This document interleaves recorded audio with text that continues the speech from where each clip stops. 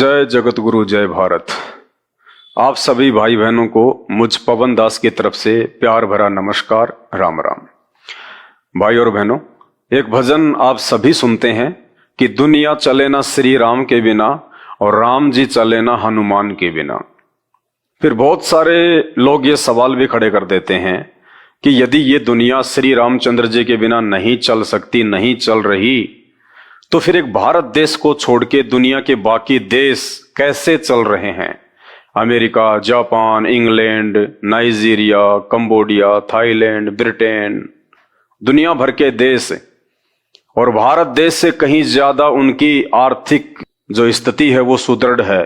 भारत देश से कहीं ज्यादा वो शिक्षा में आगे हैं। भारत देश से कहीं ज्यादा वो टेक्नोलॉजी में आगे हैं। ऐसा क्यों? ऐसा सिर्फ इसलिए क्योंकि ये दुनिया अभी उस वास्तविक श्री राम से अपरिचित है। हम केवल एक ही राम को जानते हैं, दशरथ पुत्र श्री राम, दशरथ पुत्र श्री राम।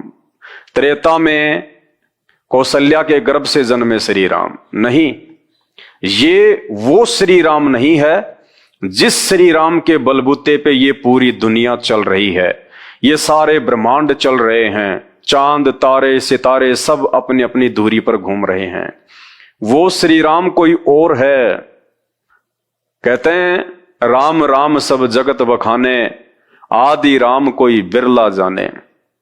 राम राम तो सब जानते हैं, दशरथ पुत्र श्री राम, कौशल्या पुत्र श्री राम, त्रेता में जन्मे श्री राम नहीं, उस राम से पहले भी राम था। श्री रामचंद्र जी से पहले तो सतयुग था। सतयुग में भी लोग राम नाम का जाप करते थे, लोग राम की भक्ति करते थे। वो राम कौन है? राम राम सब जगत बखाने, आदि राम कोई बिरला जाने। उस आदि राम की शक्ति से, उस आदि राम के प्रभाव से ये सारी दुनिया चल रही है, ये सारे ब्रह्मांड चल रहे हैं। जिस दिन हमें उस आदि राम की पहचान हो जाएगी, उसके बाद ये श्री राम, दशरथ पुत्र श्री राम, त्रेता युग में जन्मे श्री राम, ये आपको बहुत छोटी सी शक्ति दिखाई देंगे, बहुत छोटी सी, ऊंट के मुंह में जीरे के समान। और वैसे तुलसीदास जी ने तो अपनी चौपाई में बहुत अच्छे से समझा ही रखा है दशरथ पुत्र श्री राम के विषय में कि ये कहां तक की पावर है, कहां तक की ये शक्ति है, कहां तक ये हमारे काम आ सकते हैं। लेकिन हम हिंदुओं की सबसे बड़ी कमजोरी, हम अपने धर्मशास्त्रों से अपरिचित हैं। हमने इन धर्मशास्त्रों को पढ़ने का ठेका केवल एक ब्राह्मण वर्ग को दे दिया कि तुम पढ़ो और हमें समझाओ। और बदकिस्मती से उस ब्राह्मण वर्ग को, जिसको धर्म गुरु कहते हैं, जिसको गुरु जी कहते हैं, उन धर्म गुरुओं को ये शास्त्र समझ में नहीं आए। संस्कृत भाषा तो उनको बहुत अच्छे से आती थी, लेकिन मात्र एक संस्कृत भाषा को जान लेने से धर्म के मर्म को नहीं समझा जा सकता, शास्त्रों में लिखे उन गूढ़ संकेतों को नहीं समझा जा सकता, शास्त्रों में लिखी उन रहस्यमयी बातों को केवल तत्वदर्शी संत को अपना गुरु धारण करने के बाद ही समझा जा सकता है। तो हमारे देश में जितने भी ऋषि मुनि, साधु संत, महात्मा और वर्तमान के धर्म गुरु, जगत गुरु, ये सभी तत्व ज्ञान से अपरिचित हैं, क्योंकि अभी तक इन लोगों को सृष्टि रचना का ज्ञान नहीं है। और जब तक हमें सृष्टि रचना का ज्ञान नहीं होगा, तब तक हम किसी भी धर्मशास्त्र को नहीं समझ सकते, चाहे हम कितना ही कोशिश करें, कितना ही हम प्रयत्न करें। और ये सृष्टि रचना आज केवल एक धर्मगुरु ने, एक जगत गुरु ने, एक तत्वदर्शी संत ने समझाई है, और उनका नाम है जगत गुरु तत्वदर्शी संत रामपाल जी भगवान। परमपिता परमात्मा, सारी सृष्टि के रचनहार, कुल मालिक, असंख्य ब्रह्मांडों के स्वामी, जगत गुरु, तीनों लोकों में प्रवेश करके सबका पालन पोषण करने वाले राजाधिराज, आत्माधार, नाथों के नाथ, देवों के देव महादेव, सर्वेश्वर महेश्वर, मृत्युंजय, अजरो अमर, आदि अनादि, सनातनी प्रभु, जगत पिता जगदीश्वर, 1008 की उपाधि के वास्तविक अधिकारी, अकाल मूर्त, शब्द स्वरूपी राम, वासुदेव, सर्वगतम ब्रह्म, परम पूज्य, प्रथम पूज्य, परम पुरुष, परम संत, परम दयालु, परम धनी, जगत का तारणहार, जगत का मुक्तिदाता, अल्लाहू अकबर, अल्लाह ताला, संत शिरोमणि सतगुरु रामपाल जी भगवान के चरण कमल में आप और हम सभी लाइव देख रहे भाई बहनों का अनंत कोटि दंडवत प्रणाम। जिस दिन हम उस तत्वदर्शी संत के सत्संग सुनना शुरू कर देंगे, संत रामपाल जी भगवान के यूट्यूब पे जाके तत्व ज्ञान युक्त सत्संग सुनना शुरू कर देंगे, उस दिन हमें भारत देश के नहीं दुनिया भर के जितने भी सदग्रंथ हैं चंद सेकंडों में समझ में आ जाएंगे कि ये सदग्रंथ कहना क्या चाहते हैं, इनमें क्या छुपा हुआ है।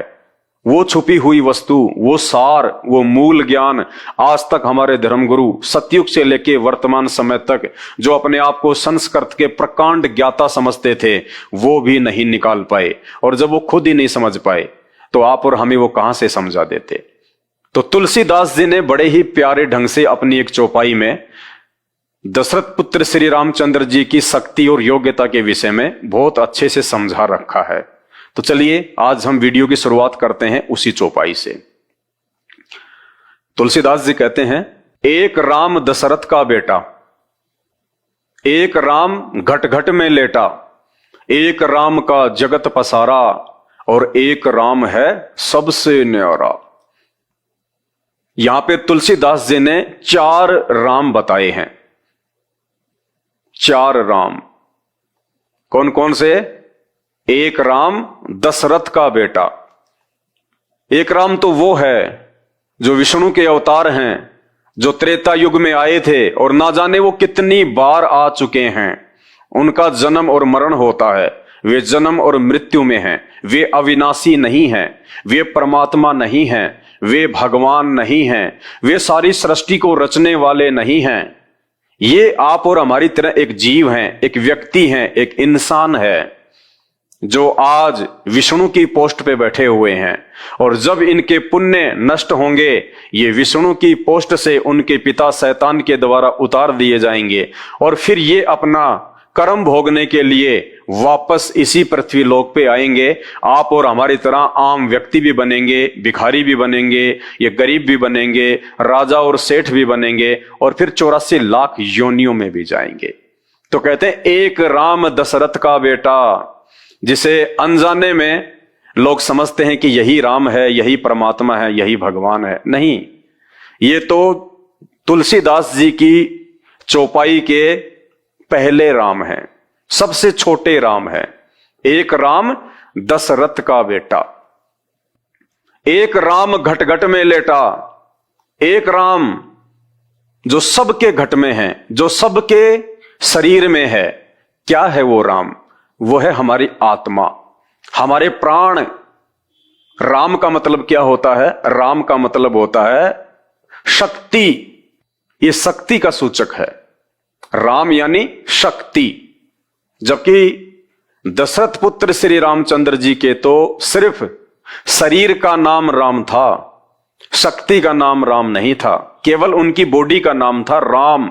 राम शब्द केवल उनकी पहचान थी। राम कोई मंत्र नहीं है, राम कोई पूजा का जो है वो शब्द नहीं है।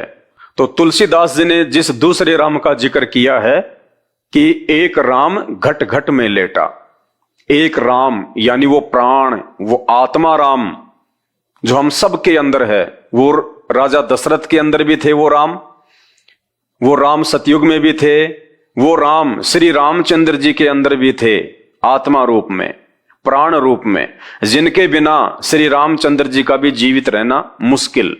और जिस दिन वो राम, वो प्राण, वो शक्ति, वो आत्मा इस शरीर से बाहर निकल जाती है, चाहे वो ब्रह्मा हो, चाहे विष्णु हो, चाहे शंकर जी हो, चाहे श्री कृष्ण हो, चाहे श्री राम हो, चाहे कोई जानवर हो, चाहे कोई इंसान हो, जिस दिन वो राम, वो शक्ति, वो प्राण, वो आत्मा उस प्राणी के शरीर से बाहर निकल जाती है, वो शरीर बेजान हो जाता है, वो मृत हो जाता है।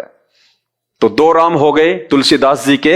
एक राम दशरथ का बेटा जो आप और हमारी तरह एक इंसान, एक व्यक्ति। दूसरा राम, एक राम घट घट में लेटा। दूसरा राम हो गया आत्मा, प्राण जो सबके अंदर है। और एक राम का जगत पसारा। तीसरे प्रकार का राम कौन है? जिसका पूरे संसार में फैलाव है, जो हर जगह है। वो राम कौन है? एक राम का जगत पसारा।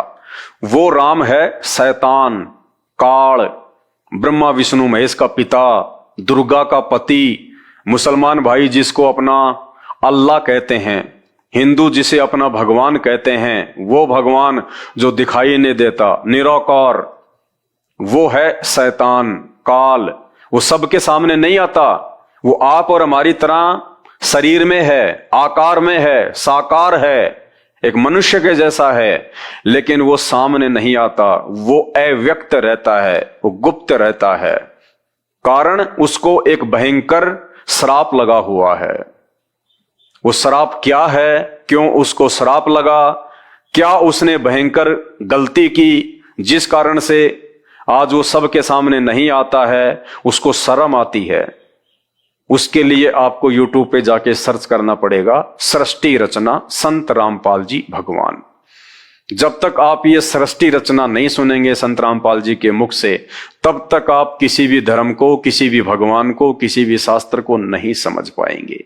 क्योंकि सृष्टि रचना सभी धर्मों को, सभी शास्त्रों को, सभी भगवानों को समझने का मूल मंत्र है।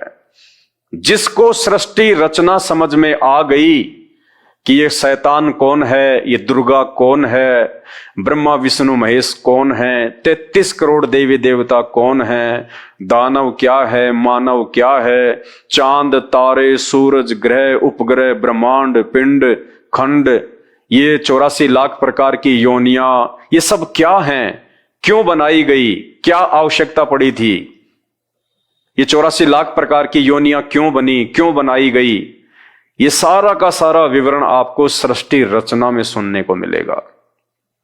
और उसके बाद आपको दर बदर इन सभी देवी देवताओं की, इन भगवानों की, ब्रह्मा विष्णु महेश की और उनके अवतार श्री राम और श्री कृष्ण की, इन सब की औकात का, इनकी शक्ति का, इनके सामर्थ्य का चुटकियों में पता चल जाएगा कि वास्तव में असली राम कौन है, असली श्री राम कौन है और असली आदि राम कौन है।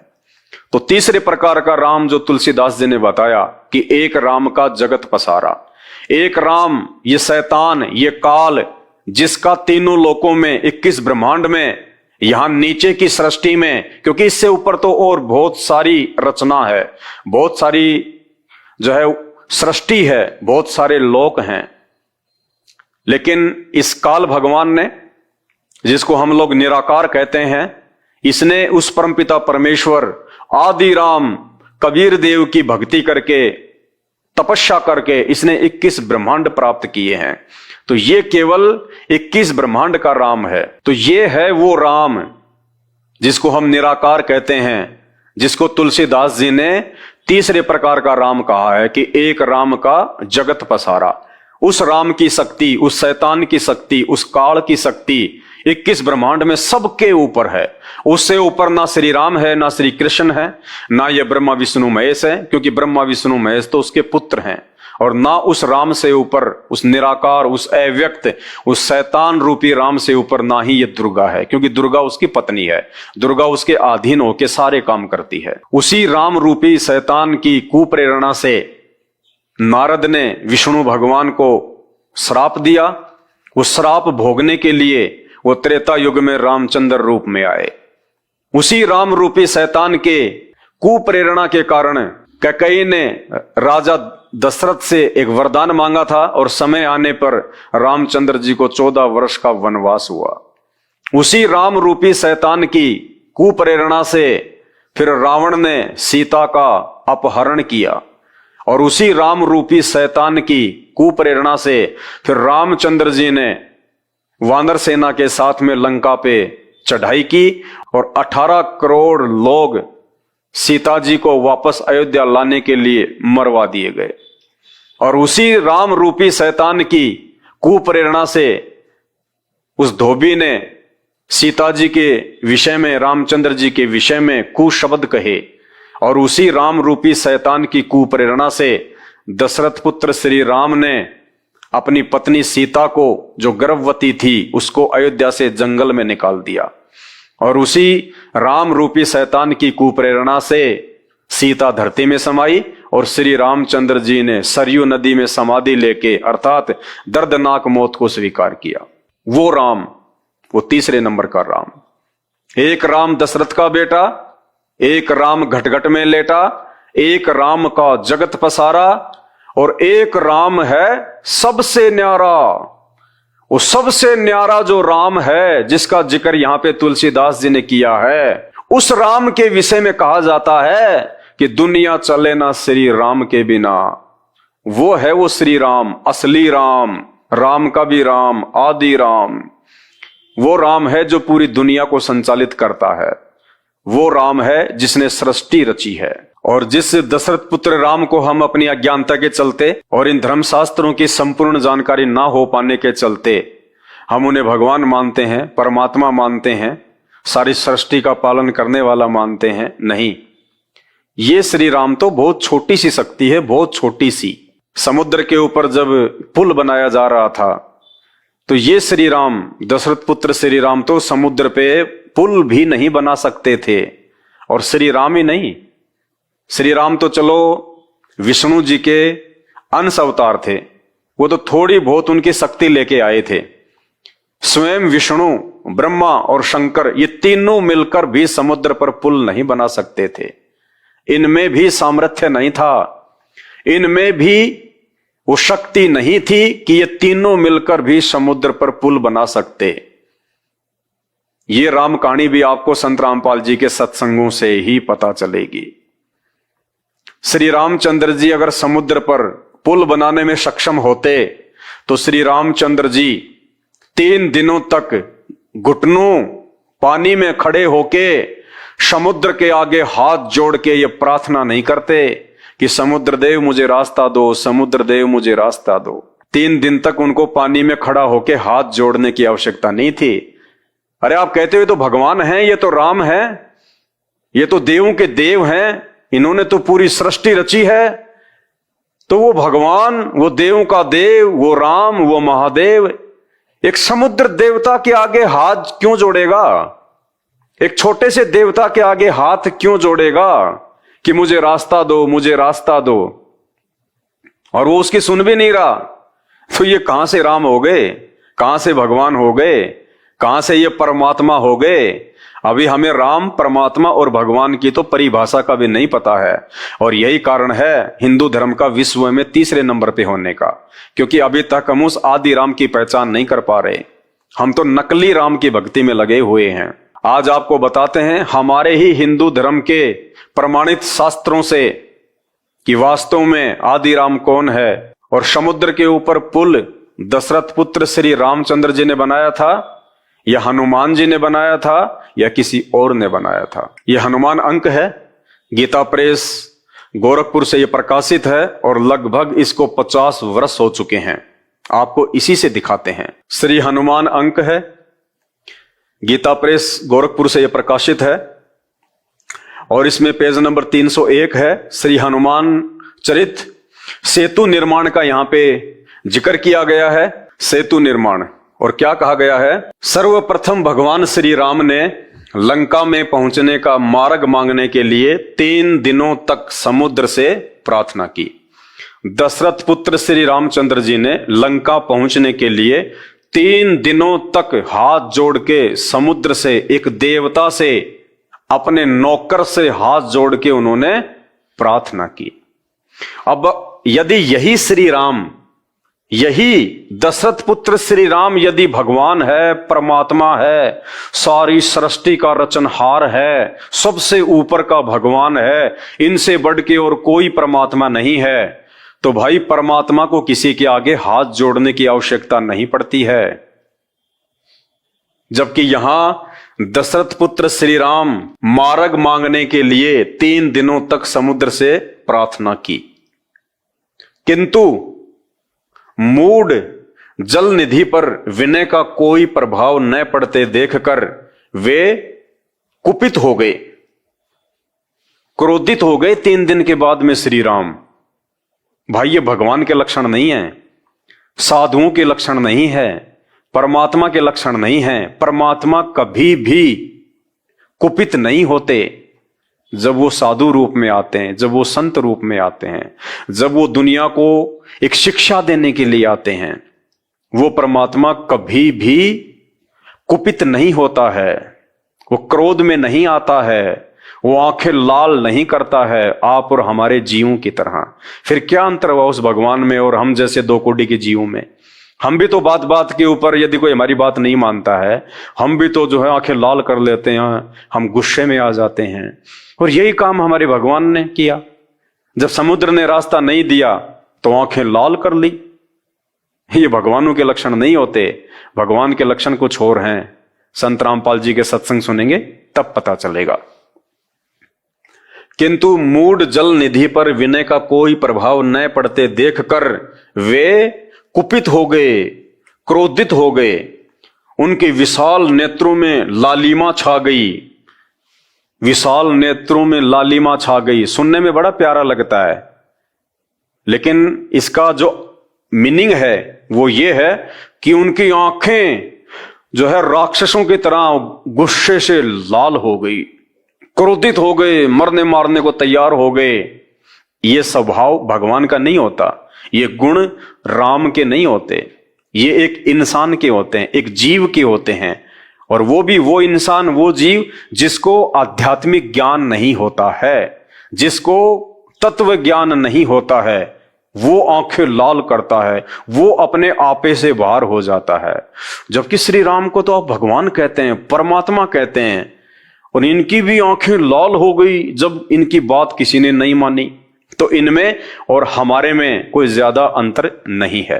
उनके विशाल नेत्रों में लालिमा छा गई और उन्होंने ब्रह्मदंड के समान भयंकर वाण को अभिमंत्रित करके अपने श्रेष्ठ धनुष पर चढ़ाकर खींचते हुए कहा, आज समस्त प्राणी रघुकुलोदव राम का पराक्रम देख लें। और क्या कहने लगे, मैं समुद्र को अभी सुखा देता हूं, फिर हमारे कोटि कोटि वीर वानर भालू पैदल ही इसे पार कर जाएंगे।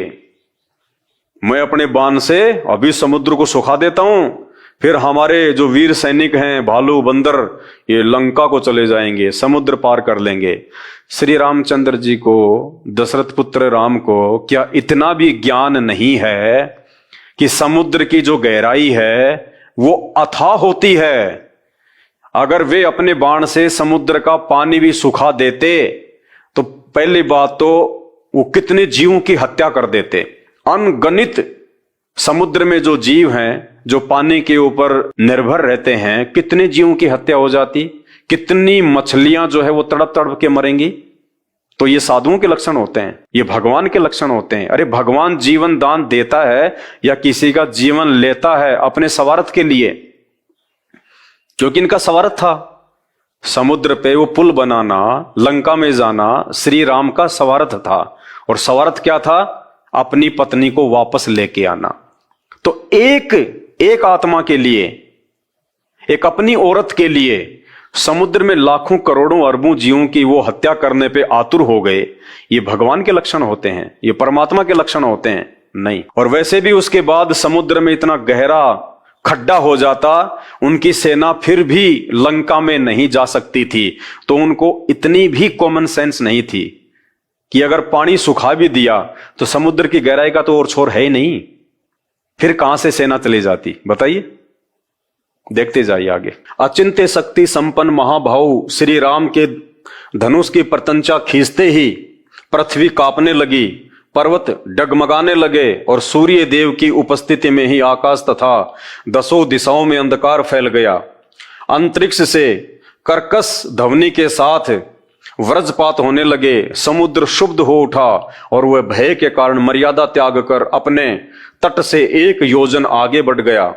मत्स्य और मकर आदि जल जंतु व्याकुल हो गए। तब जम्बू नद नामक सुवर्ण निर्मित आभूषण धारण किए स्त्रीग्ध वैदुमरियमणि के समान दिव्य श्याम रूपधारी समुद्र हाथों में अपने ही अंतःस्थल में स्थित दिव्य रत्नों का उपहार लिए सीतापति श्री राम के सन्मुख उपस्थित हुआ।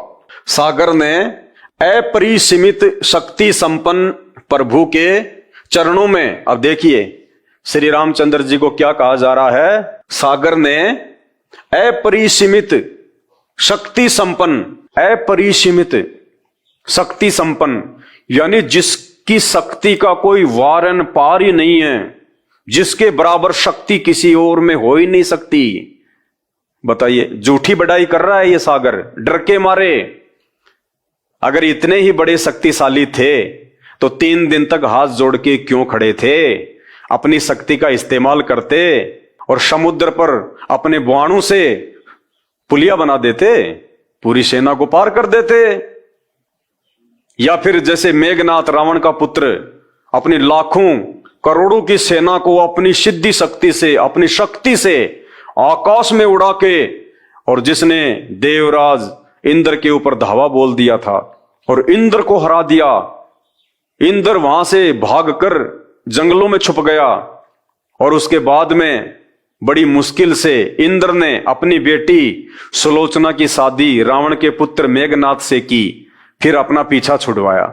तो भैया श्री रामचंद्र जी से ज्यादा शक्ति, ज्यादा पावर तो रावण के पुत्र मेघनाथ में था, इंद्रजीत में था।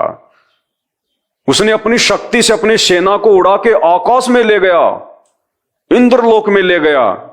जबकि यहां तो भाई साहब खाली एक पुड़िया ही पार करना था, आकाश में भी नहीं जाना था। 100-150 किलोमीटर की बात थी।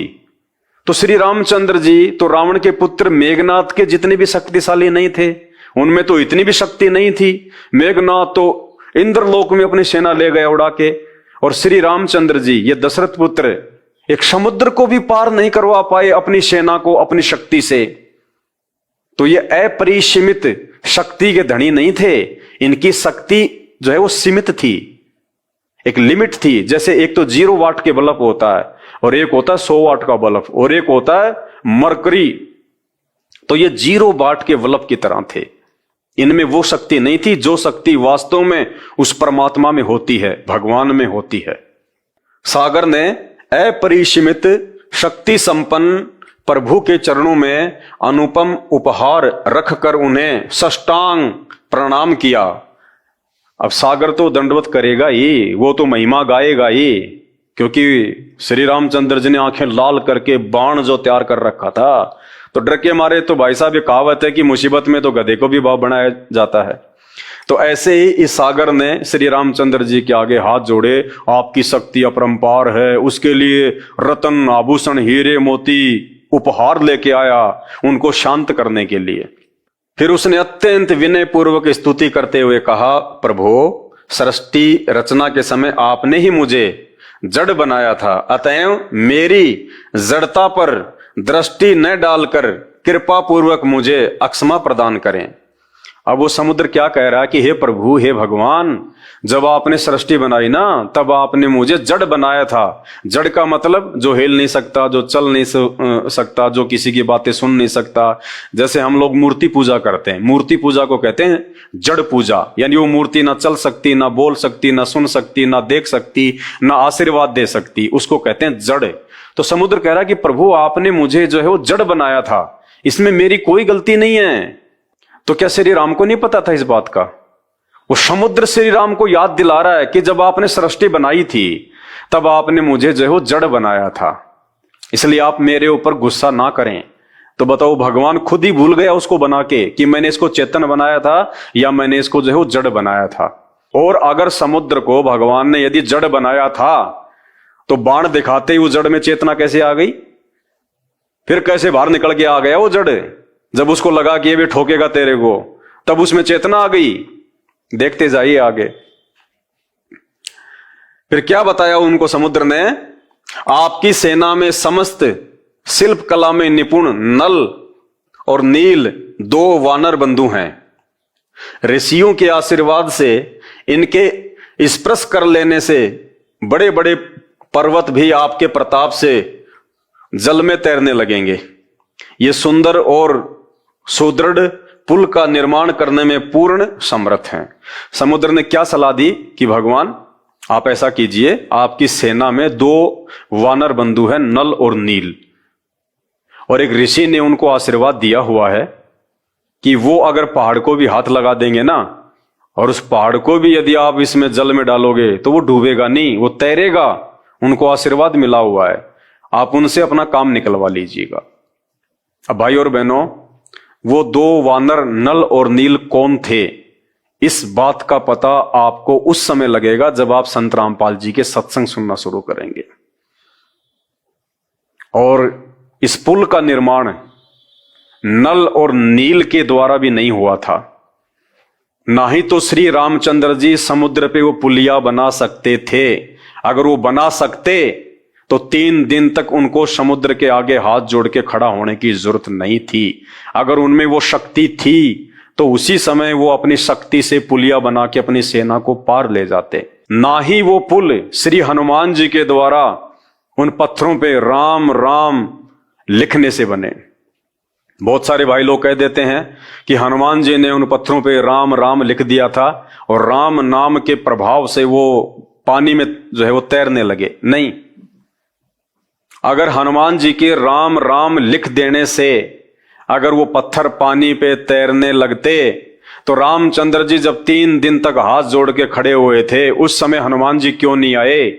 वो तो उनके पास में रहते थे, उनके बेहद नजदीक थे। वो कह देते कि भगवान आप क्यों हाथ जोड़ रहे हो, आपके हनुमान में वो पावर है, जिस पत्थर पे राम लिख दूंगा वो पानी में तैरने लगेगा।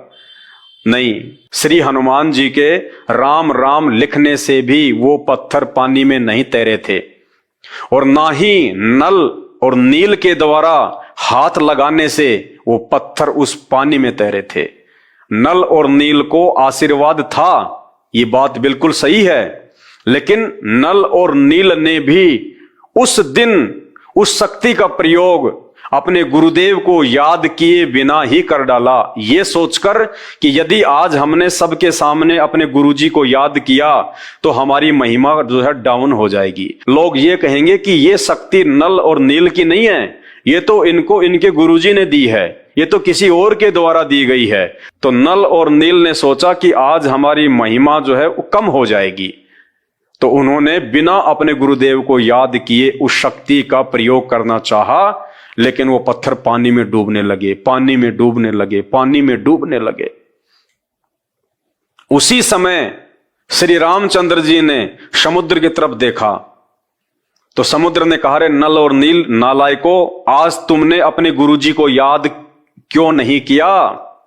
क्योंकि नल और नील ये चाहते थे कि आज देखो ये श्री राम भी फेल हो गया, ये हनुमान जी भी फेल हो गए, जामवंत भी फेल हो गए, सुग्रीव भी फेल हो गए, हनुमान जी भी फेल हो गए।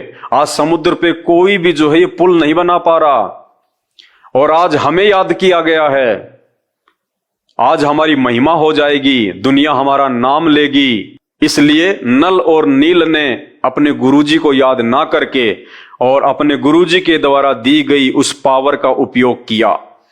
तो जैसे ही उन्होंने उस पावर का उपयोग किया तो परमात्मा का विधान है, वो शक्ति उनके हाथों में नहीं रही, और उसी समय वो पत्थर उनके हाथ से पानी में डूबने लगे। तब श्री राम ने उस समुद्र की तरफ देखा कि भाई तू तो कह रहा था कि इनके हाथों में ऋषि महात्माओं के द्वारा दी गई शक्ति है। तब उस जल देवता ने कहा था, उस समुद्र देव ने कहा था कि नल और नील नालायको, आज तुमने अपने गुरुजी को याद नहीं किया। उसी समय लोगों ने देखा कि उधर से एक महात्मा जी आ रहे हैं। वो महात्मा कौन थे? वो मुनिंद्र ऋषि थे। मुनिंद्र ऋषि कौन थे? मुनिंद्र ऋषि त्रेता युग में वो कबीर परमात्मा, वो आदि राम, सारी सृष्टि का रचनहार, वेद जिसकी महिमा गाते हैं, वो आदि राम, वो कबीर परमेश्वर त्रेता युग में मुनिंद्र ऋषि के नाम से धरती पे आए हुए थे, प्रकट थे। नल और नील ने उन्हीं को अपना गुरु धारण कर रखा था, और उसी मुनिंद्र ऋषि से नल और नील को वो शक्ति प्राप्त थी। वो शक्ति उस ऋषि ने, परमात्मा ने नल और नील को क्यों प्रदान की, इसके पीछे एक छोटी सी कहानी है। ये सत्यता आपको केवल संत रामपाल जी के सत्संग से पता चलेगी। इसलिए छोटा सा ये सत्संग है नल और नील का, आप सुनिए परमपिता परमेश्वर सतगुरु रामपाल जी भगवान के मुख कमल से। उसके बाद में आगे आपको बताएंगे कि श्री रामचंद्र जी के करोड़ों जन्म हो चुके हैं। इसी पुस्तक में करोड़ों जन्म, हनुमान जी करोड़ों जन्म ले चुके हैं। ये जन्म और मरण में है, ये पूर्ण शक्ति नहीं है। पहले ये सत्संग सुनिए, फिर आपको आगे वीडियो में बताएंगे। परमात्मा कहते हैं, चलने से पहले सोच रे भाई, तुम कहां करोगे विश्राम। कोई भी प्राणी घर छोड़ने से पहले किसी दूर देश में जाता है तो पहले ही वो आइडिया लगा लेता है कि किसी धर्मशाला में रुकूंगा, या कोई रिश्तेदार या मित्र प्यारे का कोई एड्रेस, उसका पता नोट करता है, वहां रात काटूंगा। परमात्मा कहते, तुम संसार छोड़कर जाते हो, कभी चिंता ही नहीं करते कि आगे हमारा कहाँ विश्राम होगा। इससे बड़ी नालायकी और क्या होगी, इससे बड़ी भूल आपकी क्या होगी। तो पुण्यात्माओं, सत्संग में ये ज्ञान होता है, आत्म ज्ञान होता है और परमात्म ज्ञान होता है। अभी तक हमें केवल अज्ञान सुनाया गया था ऋषि मंडलेश्वरों के द्वारा। ये अध्यात्म ज्ञान से परिचित नहीं थे, ये तत्व ज्ञानहीन अर्थात ज्ञान नेत्रहीन अंधे थे। ये केवल कहते थे आत्म चिंतन करो, आत्म ज्ञान हो जाता है तो जीव का कल्याण हो जाता है। आत्म चिंतन का अर्थ है, आत्म ज्ञान का अर्थ है अपने विषय में जानकारी, तू कौन है, कहां से आया था और इस जन्म मृत्यु के चक्कर में तू कैसे फंसा हुआ है। ये तो है आत्मज्ञान। और परमात्म ज्ञान भी, कौन है परमात्मा, कैसा है भगवान, कहाँ रहता है, उसकी क्या पहचान है, उसका प्रमाण कहाँ है जो हम भगवान बताने जा रहे हैं कि ये है परमात्मा, ये है कंप्लीट गॉड, पूर्ण परमात्मा।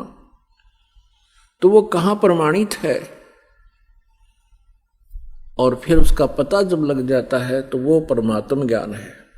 तो आज सत्संग सुबह चल रहा था, आपने सत्संग में सुना कि परमात्मा को पहचानने के लिए उसके कुछ लक्षण होते हैं।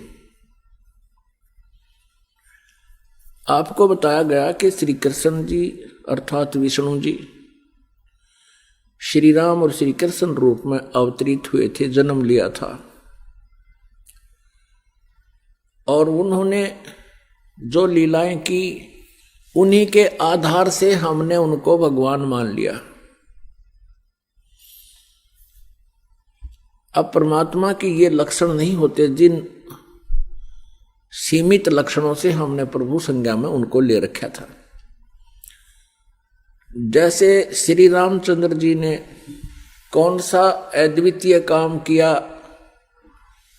जो हम सुना करते थे कि समुद्र के ऊपर पुल बना दिया था। जब लंका पर चढ़ाई करनी थी सीता जी को छुड़वाने के लिए और 33 करोड़ देवताओं की बंद छुड़वाने के लिए, जो काल इसने रावण ने बंद कर रखे थे अपनी कैद में 33 करोड़ देवता। अब वो पुल कैसे बना था? श्री रामचंद्र जी से पुल नहीं बना था, तभी तो वो समुद्र में खड़े होकर के समुद्र से ही याचना कर रहे थे कि मुझे रास्ता दे दो, और 3 दिन तक घुटनों पानी में खड़ा होकर श्री रामचंद्र जी ने समुद्र से याचना की, लेकिन वो नहीं माना। तब उसको जलाने के लिए अग्निबाण छोड़ना चाहा। तब समुद्र विपर रूप धारण करके बाहर आया और कहा श्री रामचंद्र जी से कि आप मुझे मत जलाओ, इसमें बहुत बड़ा संसार बसा हुआ है। आपकी जो समस्या है उसका समाधान नल और नील के पास है। नल नील नाम के 2 सेवादार सैनिक थे उसमें, श्री राम की सेना में। अब वो नल और नील के पास बताया कि उनके हाथों से पत्थर भी तैर जाते हैं, डूबते नहीं। अब यहां थोड़ा सा संक्षिप्त विवरण देना पड़ेगा कि नल और नील को ये शक्ति कहां से प्राप्त हुई थी। नल और नील ये दोनों आपस में मुसेरे भाई थे, यानी मौसी के बेटे थे। इनकी माताएं बहन थी। इन दोनों के ऊपर एक बहुत बड़ा भयंकर कष्ट था, 3 ताप का। सभी ऋषि महर्षियों से इन्होंने याचनाएं की थी और देसी वैद्य जितने भी वैद्य थे आयुर्वेदिक, उनसे भी उन्होंने ट्रीटमेंट कराया, कोई राहत नहीं मिली। फिर ऋषि महर्षियों और झाड़ फूक करने वालों से सब जगह उन्होंने अपना इलाज करवाया, कोई राहत नहीं मिली।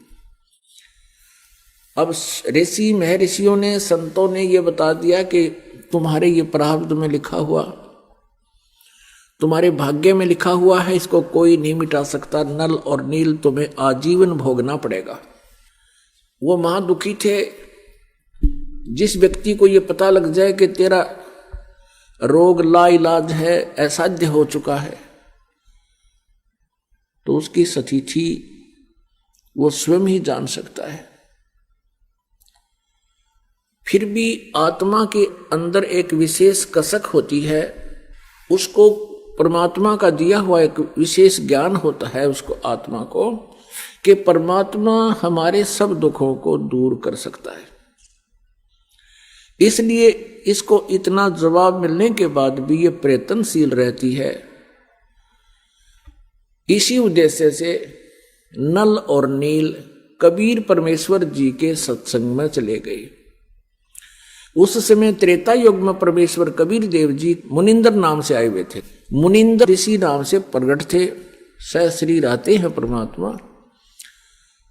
और मुनिंदर ऋषि जी की उन्होंने कहीं कई जगह से महिमा सुनी थी कि बड़े महापुरुष हैं, उनके आशीर्वाद से भयंकर से भयंकर रोग समाप्त हो जाते हैं, भाग्य बदल देते हैं वो प्रभु।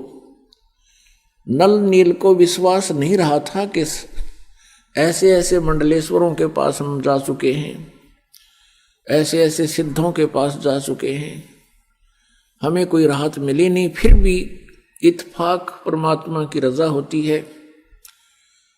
उनको सहज में कबीर परमेश्वर जी का ये सत्संग सुनने का अवसर मिला। ज्यों ही परमेश्वर के चरणों में उन्होंने नमस्कार किया, परमेश्वर ने आशीर्वाद दिया, दोनों के वो रोग ठीक हो गए, कति स्वस्थ हो गए। बड़े अचंभित हुए, चरणों में पड़ के रोने लगे, हे परमात्मा आप कहाँ छुपे थे। सारी कहानी बताई कि हमारे को सब ने ये जवाब दे दिया था कि अब तुम्हारा कहीं इलाज नहीं है।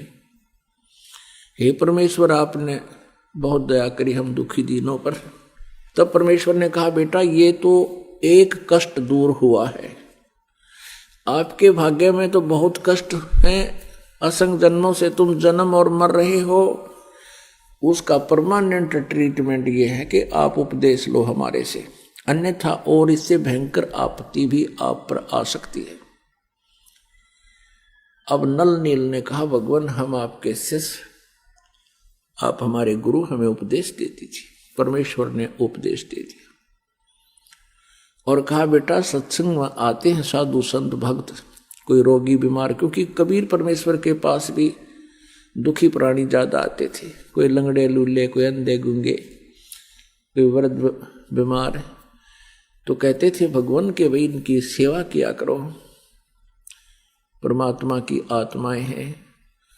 तो नल और नील वृद्धों के, बीमारों के बर्तन कपड़े साफ करने के लिए सत्संग के दौरान, सत्संग के दिनों में जब वो वहाँ आकर भंडारा होता था वहीं रुकते थे। दरिया के किनारे सत्संग हुआ करते थे, तो वो क्या करते थे, उनके बर्तन कपड़े ले जाते। पहले साबुन वगैरह होते नहीं थे, पहले कपड़े को बहुत देर तक जल में गीला करना पड़ता था और बर्तनों को भी ऐसे ही पहले पानी में भिगो दिया करते थे। तो दरिया के किनारे उन कपड़ों को वो दोनों उस पत्थर के नीचे दाब देते थे और जल में भिगो देते थे। ऐसे ही बर्तनों को पानी में डबो करके रख देते थे। वो सत्संग में सुने हुए चर्चाओं पर विचार करते थे, परमात्मा के द्वारा दिए गए वचनों पर विचार करते थे और फिर अपनी सतिथि पर भी वो प्रतिदिन जो है चिंतन करते थे। हमारी क्या बुरा हाल था, हमारा कोई जीवन नहीं था। नल नील आपस में बतलाते थे। परमात्मा आए हैं, जनता पता नहीं कब समझेगी, कहते हैं कोई मानता नहीं है। इस तरह की चर्चा वो किया करते थे। इतने में क्या होता कि कुछ तो कपड़े बह जाते पानी में जो वहां भिगो रखे थे, कोई बर्तन बह जाता था, उनको पता नहीं चलता। वो जितने भी शेष बचे होते उनको धो मांज कर लाकर रख देते। किसी का कपड़ा नहीं, किसी का गिलास नहीं, किसी की थाली नहीं, क्योंकि सब अपने अपने बर्तन साथ लेकर जाते थे। तो वो कहने लगे, भाई हमारे बर्तन इतने लेकर गए थे, तुम वापस कम लाए हो, अब हम गरीब, हम कहाँ जाएं। कोई कहता हमारे वस्त्र ऐसे थे, आप वापस पूरे नहीं लाए हो। अब वो ये कहते कि हम तो जितने ले गए थे उतने ही लाए हैं। नल नील ये कहते थे कि जितने हम लेकर गए थे हम तो सभी ले आए, वहां कोई नहीं रहा है। जो जल में बह जाते थे उनका ज्ञान नहीं होता था। तो भक्तजन कहने लगे, भैया आप हमारी सेवा मत करो, हम तो परेशान हो गए। अब हफ्ता 5-4 दिन रुकने हैं, अब कहाँ से कपड़े लाएं, कहाँ से बर्तन लाएं हम।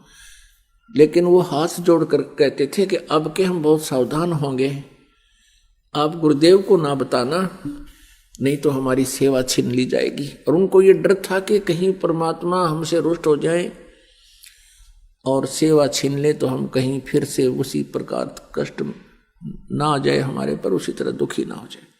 तो उन्होंने कुछ दिन फिर नहीं उनको बताया, तो फिर भी वो दुखी होकर आखिर में परमात्मा से उन्होंने अर्ज करनी ही पड़ी। परमेश्वर मुनिंदर जी के सामने कहा कि गुरुवर, ये नल नील की इरादा तो है अच्छा कि ये सेवा करें, लेकिन भगवान ये हमारे वस्त्र ले जाते हैं। वहाँ देखने वालों ने बताया कि ये वहाँ बैठ करके परमात्मा की चर्चा करने लग जाते हैं, कपड़े और बर्तन दरिया में बह जाते हैं। हमारी इतनी अर्ज है, इनसे प्रार्थना, इनसे आदेश दे दो, ये हमारे वस्त्र और कपड़े ना ले जाओ, हम अपने आप कर लेंगे जैसा हमसे बनेगा। इनका इरादा गलत नहीं प्रभु, ये ध्यान मस्त हो जाते हैं, आपके वचनों को सुन सुनकर गदगद होते हैं, कभी रोते हैं कभी हंसते हैं। जब नल और नील को यह पता चला कि आज तुम्हारी शिकायत हो गई है और गुरुदेव कहीं तुम्हारी सेवा ना छीन ले और नाराज ना हो जाए, हाथ जोड़कर खड़े हो गए। कहने लगे, प्रभु अवश्य हमसे भूल बनी होगी, लेकिन हमारा इरादा ठीक है प्रभु, हम चाहते हैं सेवा करें। और परमात्मा के चरणों में गिरकर रोने लगे कि हमारी सेवा ना छीनना परमेश्वर, हम बहुत ध्यान देंगे। वो शिकायत करता कहते, भगवान ये प्रत्येक बार ऐसा ही बोलते हैं और ये वहां जाकर के भूल जाते हैं, भगवान की चर्चा में ये ज्यादा ही मस्त हो जाते हैं, इनके बस की बात नहीं।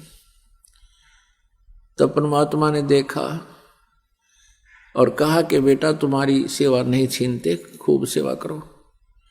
आशीर्वाद दे दिया कि आज आपके हाथ से जल के अंदर कोई भी वस्तु नहीं डूबेगी, पत्थर भी क्यों ना हो।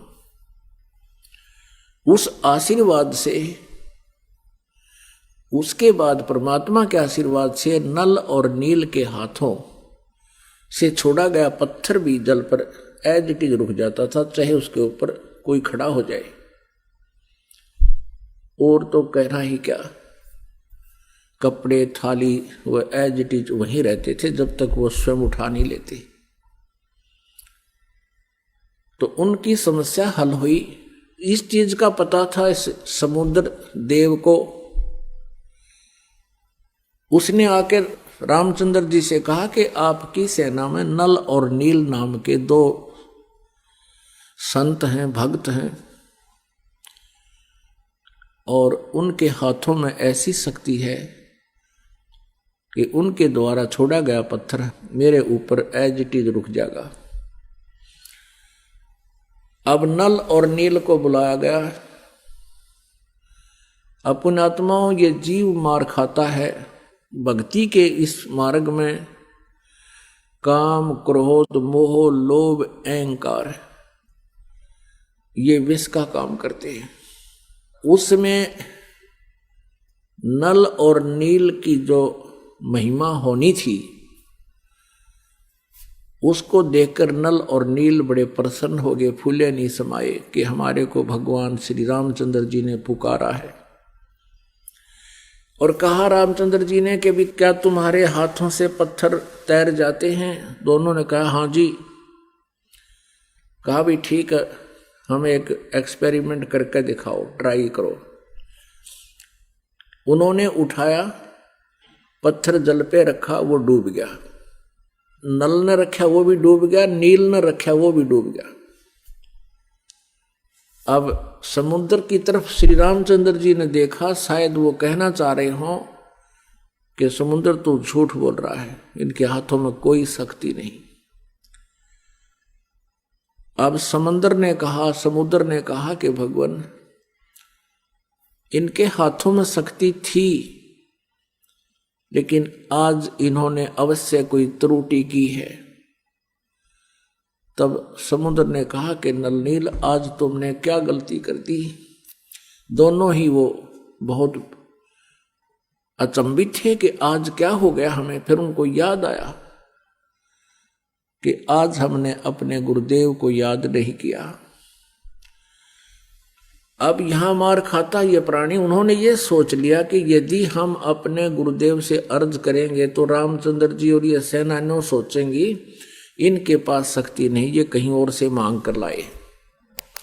इस अभिमानवश उन्होंने अपने मालिक को याद नहीं किया, परमेश्वर को, और अपनी प्रभुता दिखानी चाहिए। वो उनके हाथों से वो पावर गई। अब समस्या ज्यों की तो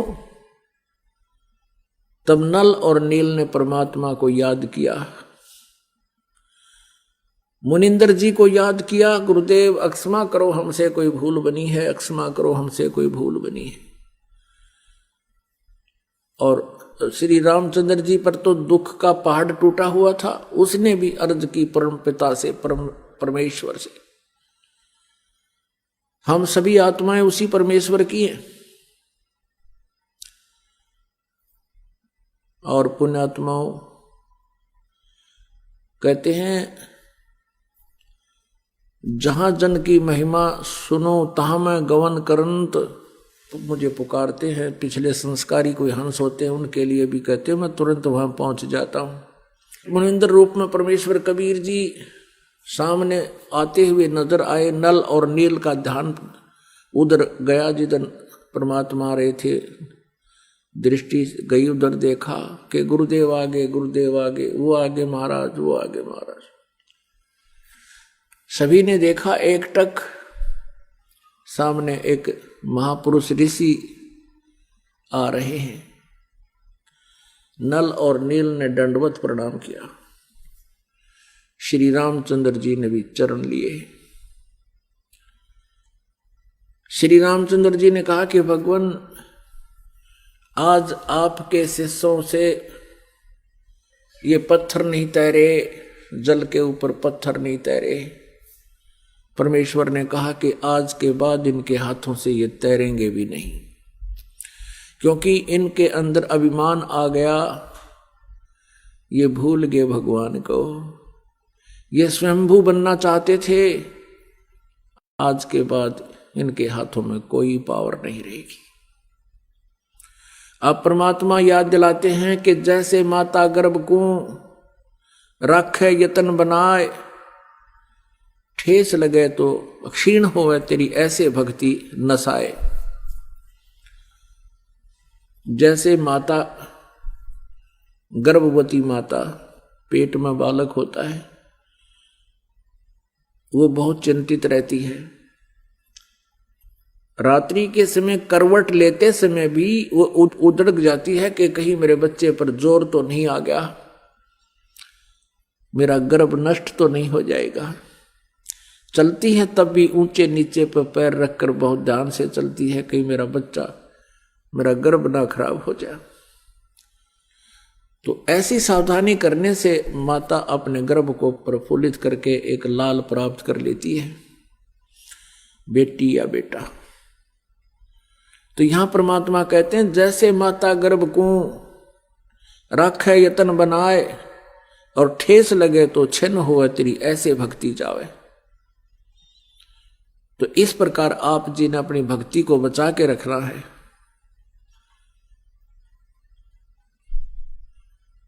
काम, क्रोध, मोह, लोभ, अहंकार ये इसके शत्रु हैं।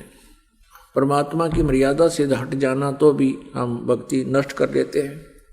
परमेश्वर कबीर जी से श्री रामचंद्र जी ने कहा कि भगवान ऐसे ऐसे कहानी सारी अपनी जो ना कहानी सुनाई कि मैं रामचंद्र हूं, दशरथ पुत्र,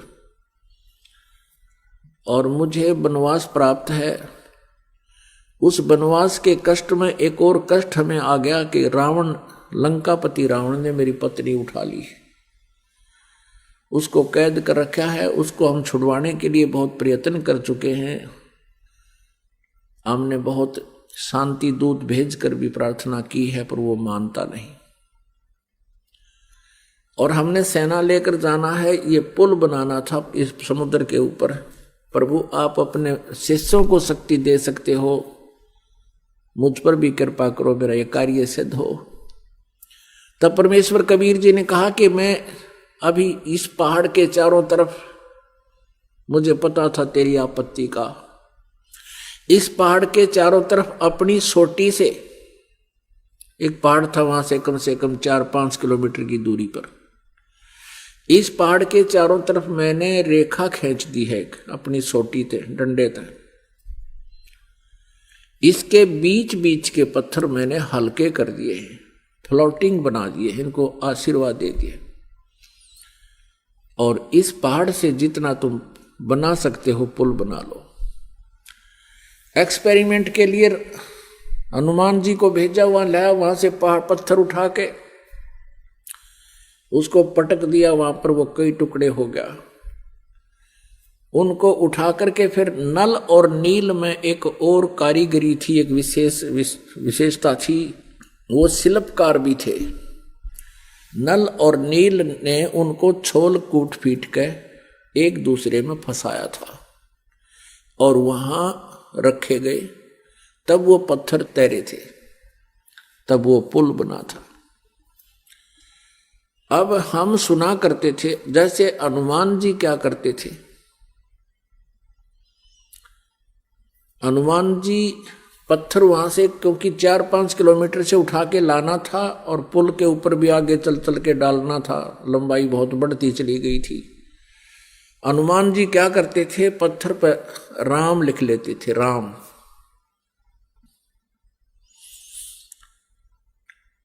और स्वयं भी अपना मंत्र जाप करते हुए चल पड़ते थे। अपने आत्मा हनुमान जी श्री रामचंद्र जी को एज ए राम नहीं पूजा करते थे,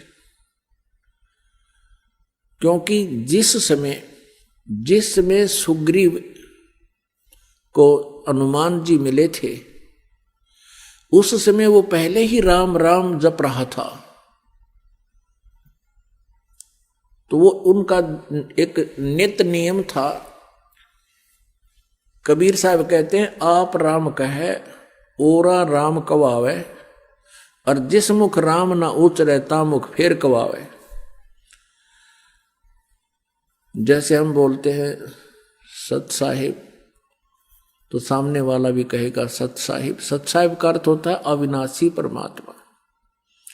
राम कहो साहिब कहो। अब पहले राम राम बोलते थे तो सामने वाला भी राम राम बोलता था। जैसे कोई कहता था चाचा राम राम, तो वो 2-3-4 बार बोल जाता राम राम राम राम राम राम भाई राम राम। तो ऐसे इस उद्देश्य से हनुमान जी लिख लेते थे राम, और जो भी वो मंत्र जाप करते थे सामने वाला भी कोई पढ़ता वो भी समझ जाता कि राम शब्द लिखा है, राम का अर्थ है राम राम। यानी अपने मंत्र को जाप करते रहो, भगवान को याद रखो, वो लिखने का उद्देश्य ये था। और कोई यूं कहे कि हनुमान ने श्री राम नाम लिख दिया इसलिए पत्थर तिर गए, हनुमान जी वहीं थे, श्री राम वहीं थे। अब पहले हम क्या सुना करते थे कि श्री रामचंद्र जी ने पुल बना दिया समुद्र पर। कभी हम सुनते थे कि नल नील ने पुल बना दिया, नल नील को एक ऐसी शक्ति थी उनके हाथों से पत्थर तैर जाया करते। फिर हनुमान जी ने राम नाम लिख दिया इसलिए पत्थर तैर गए। कोई सिर पैर नहीं था इन बातों का, ये लोक वेद था। यदि नल नील के हाथों में पावर थी और उससे तैर गए थे तो हनुमान जी ने राम नाम लिखने की क्या जरूरत पड़गी। फिर श्री रामचंद्र जी का क्या सहयोग रहा उसमें पुल के बनाने में, कौन सा आशीर्वाद रह गया उनका, जब वो तो आप याचना कर रहे थे समुद्र से। तो पुण्यात्मा कहते हैं जगत का पेखना पेख्या धनी का नाम ना लेखा, जगत का पेखना पेख्या धनी का नाम न लेखा। कि धनी माने उस समर्थ भगवान का तो कितना जिक्र भी नहीं, जगत का पेखना पेख्या के उसने न्यू कर दिया। हनुमान ने राम नाम लिख दिया, पत्थर तिर गए। नल नील के हाथ में शक्ति थी, पत्थर तिर गए। रामचंद्र जी ने पत्थर तिरा दिए। कहते हैं जगत का पेखना पेखा, एक दूसरे को तुम कह रहे उसने ऐसे कर दिया, और जिसने ये किया उसका जिक्र भी नहीं, धनी का कि नाम ना लेखा। तो भाई और बहनों, आपने सुनी ये कथा नल और नील की तथा समुद्र के ऊपर पुल बनाने के विषय में संपूर्ण कहानी परम पूज्य सतगुरु रामपाल जी भगवान के मुख कमल से। अब आपको अच्छे से सब कुछ समझ में आ गया होगा कि वो ऋषि कौन थे, वो साधु कौन थे जो नल और नील के गुरु थे और जिन्होंने श्री रामचंद्र जी की प्रार्थना पर समुद्र पर वो पुल बनाया था। ये हकीकत है और ये हकीकत आपको उस समय और अच्छे से समझ में आएगी जब आप YouTube पे जाके सर्च करेंगे सृष्टि रचना संत रामपाल जी भगवान। अब देखिए आगे, अब जैसे ही समुद्र के ऊपर वो पुल बनना शुरू हो गया तो श्री रामचंद्र जी ने दौरा किया। देखिए ये वही हनुमान अंक है, श्री हनुमान चरित्र और पेज नंबर है इसका 303। विशाल समुद्र पर 100 योजन लंबा और 10 योजन चौड़ा सुविस्तृत सेतु निर्मित हो जाने पर लीला विहारी भगत वत्सल प्रभु श्री राम ने चकित होकर वानरों से पूछा, अरे ये पत्थर पानी पर कैसे तैरने लगे। देखिए पुल का काम जब पूरा हो गया और श्री रामचंद्र जी जो अपनी स्त्री वियोग में व्याकुल थे, एकांत में वो बैठे रहते थे मायूस उदास, और जब मुनिंदर ऋषि जी के आशीर्वाद से पूरी सेना ने मिलकर समुद्र पे इतना लंबा चौड़ा पुलिया बना दिया, उसके बाद में लोगों ने रामचंद्र जी से कहा कि भगवान पुल बनके तैयार है, आइए। तो श्री रामचंद्र जी आश्चर्यचकित होकर, क्या पुल तैयार हो गया, वो देखने के लिए गए और वो क्या बोले, भगत वत्सल प्रभु श्री राम ने चकित होकर वानरों से पूछा, अरे ये पत्थर पानी पर कैसे तैरने लगे। श्री रामचंद्र जी आश्चर्यचकित होकर पूछ रहे हैं, क्या पुल बन गया, कैसे बना। और जाके देखा तो बड़े बड़े पत्थर, बड़े बड़े वो शिलाखंड पानी पर तैर रहे हैं। तो श्री रामचंद्र जी कह रहे आश्चर्यचकित होकर, ये लिखा हुआ है 50 वर्षों से लिखी हुई है पुस्तक हनुमान अंक गीता प्रेस गोरखपुर से। और आपको पता है कि गीता प्रेस गोरखपुर केवल जो प्रमाणित बातें होती हैं उन्हीं को छापता है। तो आश्चर्यचकित होकर श्री राम ने पूछा, अरे ये पत्थर पानी पर कैसे तैरने लगे। अगर श्री रामचंद्र जी ने ही अपने आशीर्वाद से या अपनी पावर से अगर समुद्र पर पुल बनाया होता या श्री रामचंद्र जी की शक्ति से यदि वो पत्थर पानी पे तैर रहे होते तो श्री रामचंद्र जी को ये आश्चर्यचकित होने की क्या आवश्यकता थी? उन्हें तो मालूम ही था। लेकिन नहीं, अभी आपने जो राम कहानी सुनी, वास्तविक परमपिता परमेश्वर सतगुरु रामपाल जी भगवान के मुख कमल से हकीकत वो है। तो श्री रामचंद्र जी को जैसे लोगों ने बताया और वे गए, देखते हुए आश्चर्यचकित हो गए। अरे ये पत्थर पानी पर कैसे तैरने लगे? वानरों ने अत्यंत विनय पूर्वक उत्तर दिया, प्रभु आपके राम नाम की महिमा है, उसी के प्रताप से पर्वत और बड़े बड़े शिलाखंड समुद्र पर तैर रहे हैं। वो वानर जिनको पता ही नहीं था, जिस समय वो चर्चा हो रही थी मुनिंद्र ऋषि के साथ में, क्योंकि आम सेना को थोड़ी ना कोई उनके पास में आने देगा, वहां तो मुखिया थे, मैन। वानरों ने अत्यंत विनय पूर्वक उत्तर दिया, प्रभु आपके राम नाम की महिमा है, उसी के प्रताप से ये पर्वत और बड़े बड़े शिलाखंड समुद्र पर तैर रहे हैं। कौतूहलवश आश्चर्यचकित होके श्री रघुनंदन ने छोटे छोटे 2-3 पत्थर उठाकर समुद्र के जल पर रखे, पर वे सब के सब डूबकर नीचे चले गए। तब श्री रामचंद्र जी ने क्या किया? जब लोगों ने यह कहा कि प्रभु ये तो आपके राम नाम की महिमा से ये पत्थर पानी पे तैर रहे हैं, तो श्री रामचंद्र जी ने आश्चर्यचकित होकर, क्या वास्तव में मेरे नाम की महिमा से ये तैर रहे हैं? क्योंकि रामचंद्र जी का तो कोई रोल था ही नहीं वो समुद्र बनाने में, और ना उनके अंदर वो पावर थी, वो शक्ति थी कि वो अपने राम नाम से, अपनी शक्ति से, अपने प्रभाव से वो समुद्र के ऊपर पहाड़ जैसे मोटे मोटे पत्थरों को जो है वो तैरा सकें।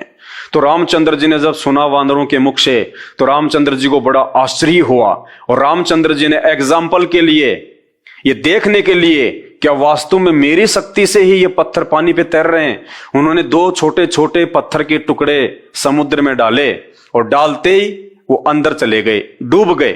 कौतूहलवश श्री रघुनंदन ने छोटे छोटे 2-3 पत्थर उठाकर समुद्र के जल पर रखे, पर वे सब के सब डूबकर नीचे चले गए। तब प्रभु ने कहा, यह कैसे संभव है? मैं स्वयं इन पत्थरों को अपने हाथों से छोड़ रहा हूं, किंतु ये पानी पर तैरने के बजाय डूबते जा रहे हैं। रामचंद्र जी खुद चक्कर में पड़ गए कि भाई मैं तो खुद अपने हाथ से छोटे छोटे पत्थर पानी में डाल रहा हूं और वो भी डूब रहे हैं, ये बड़े बड़े पत्थर कैसे तैर रहे हैं? लेकिन वो तैर कैसे रहे थे, ये तो आपने संत रामपाल जी के मुख कमल से अभी सुना। ये देखकर भालू वानर एक दूसरे का मुंह देखने लगे। अब वो बंदर और भालू भी आश्चर्य में पड़ गए कि यार ये छोटे छोटे पत्थर श्री रामचंद्र जी हमारी आंखों के सामने पानी में डाल रहे हैं और पानी के अंदर जा रहे हैं, फिर ये बड़े बड़े पत्थर कैसे तैरने लगे? वानर भालू एक दूसरे का मुंह देखने लगे, किंतु उसी समय परम प्रभु श्री राम नहीं है। परम प्रभु वो थे जिन्होंने वहां मुनिंद्र ऋषि के रूप में आके उनको आशीर्वाद दिया था समुद्र पे वो पुल बनाने का। वो है वो परम प्रभु आदि राम। उसी समय परम प्रभु श्री राम के अनन्य भगत पवन कुमार ने हाथ जोड़कर उत्तर दिया। अब श्री रामचंद्र जी ने सबके सामने राम की इज्जत रखी। उनको झूठ बोलना पड़ा हनुमान जी को कि श्री रामचंद्र जी की इज्जत सबके सामने बनी रहे। क्या कहा हनुमान जी ने? स्वामी आप जिसे अपने कर कमलों से छोड़ देंगे वह तो सहज ही डूब जाएगा, आपके बिना प्राणी की गति कहां है। श्री राघवेंद्र मुस्कुरा उठे। तो भाइयों और बहनों, ये राम कहानी है समुद्र के ऊपर वास्तव में पुल बनने की।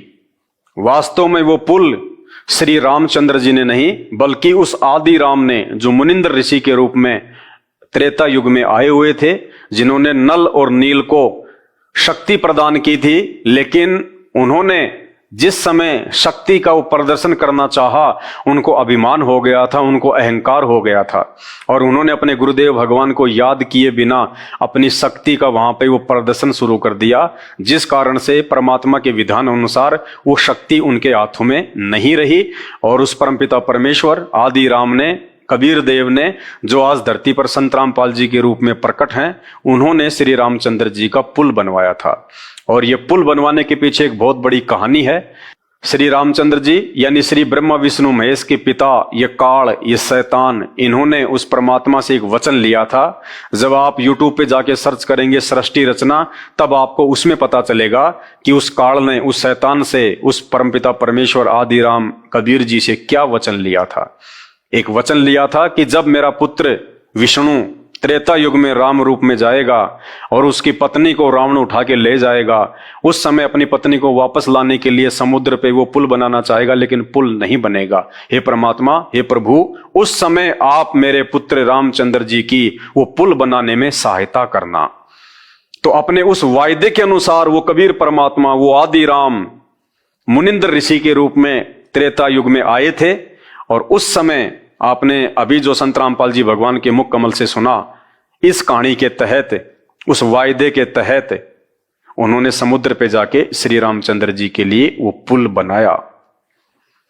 और इससे पहले का एक किस्सा है, आपको बताते हैं।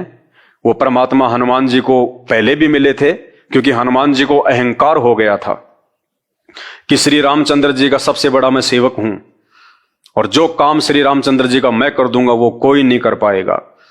कब? जब सीता जी की खोज करने का समय आया तो श्री हनुमान जी लंका चले गए, माता सीता का वो एड्रेस निकाल के लाए। वापस आते समय उनको प्यास लगी तो एक ऋषि के आश्रम में वो नीचे उतरे और उनके हाथ में जो वो मुद्रिका थी, जो सीता जी ने उनको अंगूठी दी थी, उनको भय था कि अंगूठी कहीं मेरे से जो है गुम ना हो जाए। अगर अंगूठी कहीं गुम हो गई तो श्री रामचंद्र जी मेरे ऊपर यकीन नहीं करेंगे कि वास्तव में सीता जी लंका में ही है।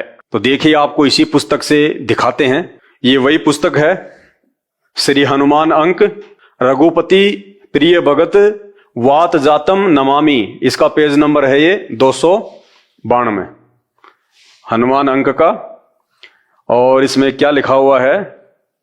श्री आनंद जी ने यानी हनुमान जी ने मात्र प्रदत्त यानी माता जी के द्वारा दी गई अंगूठी, चूड़ामणि और मुद्रिका अत्यंत आदर पूर्वक ले ली और माता के परम पावन चरणों में प्रणाम कर लौट पड़े। हनुमान जी उछलकर समुद्र तटवर्ती गिरी शिखर पर चढ़ गए। पर्वत उनका वेग सहन न कर सका, चूर्ण हो गया।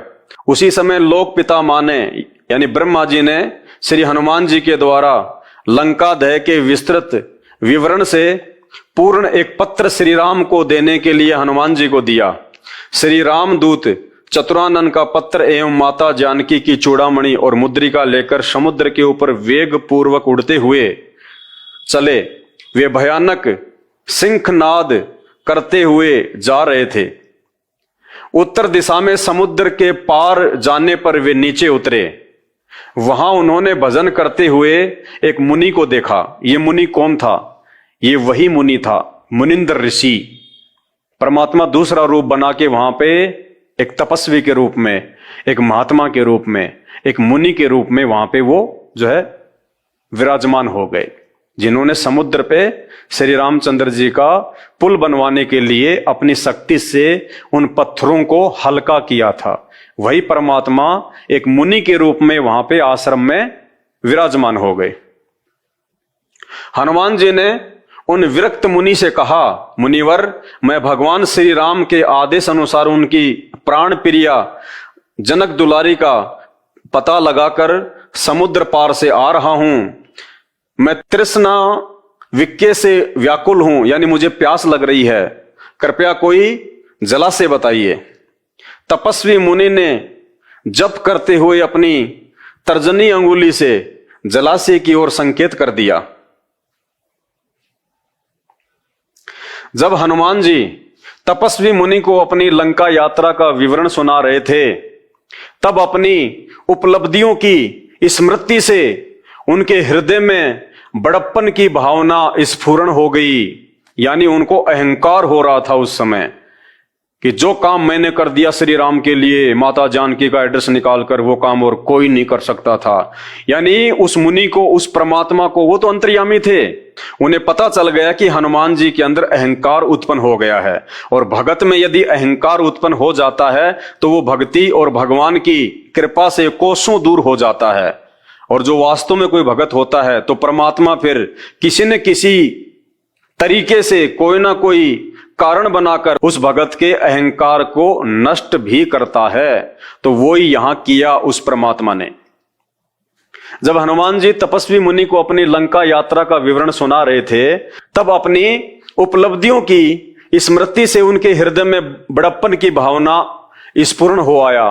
भगवान ठहरे भगत गर्वापहारी। कौन से भगवान? वो मुनि जो भक्तों के अहंकार को तोड़ता है।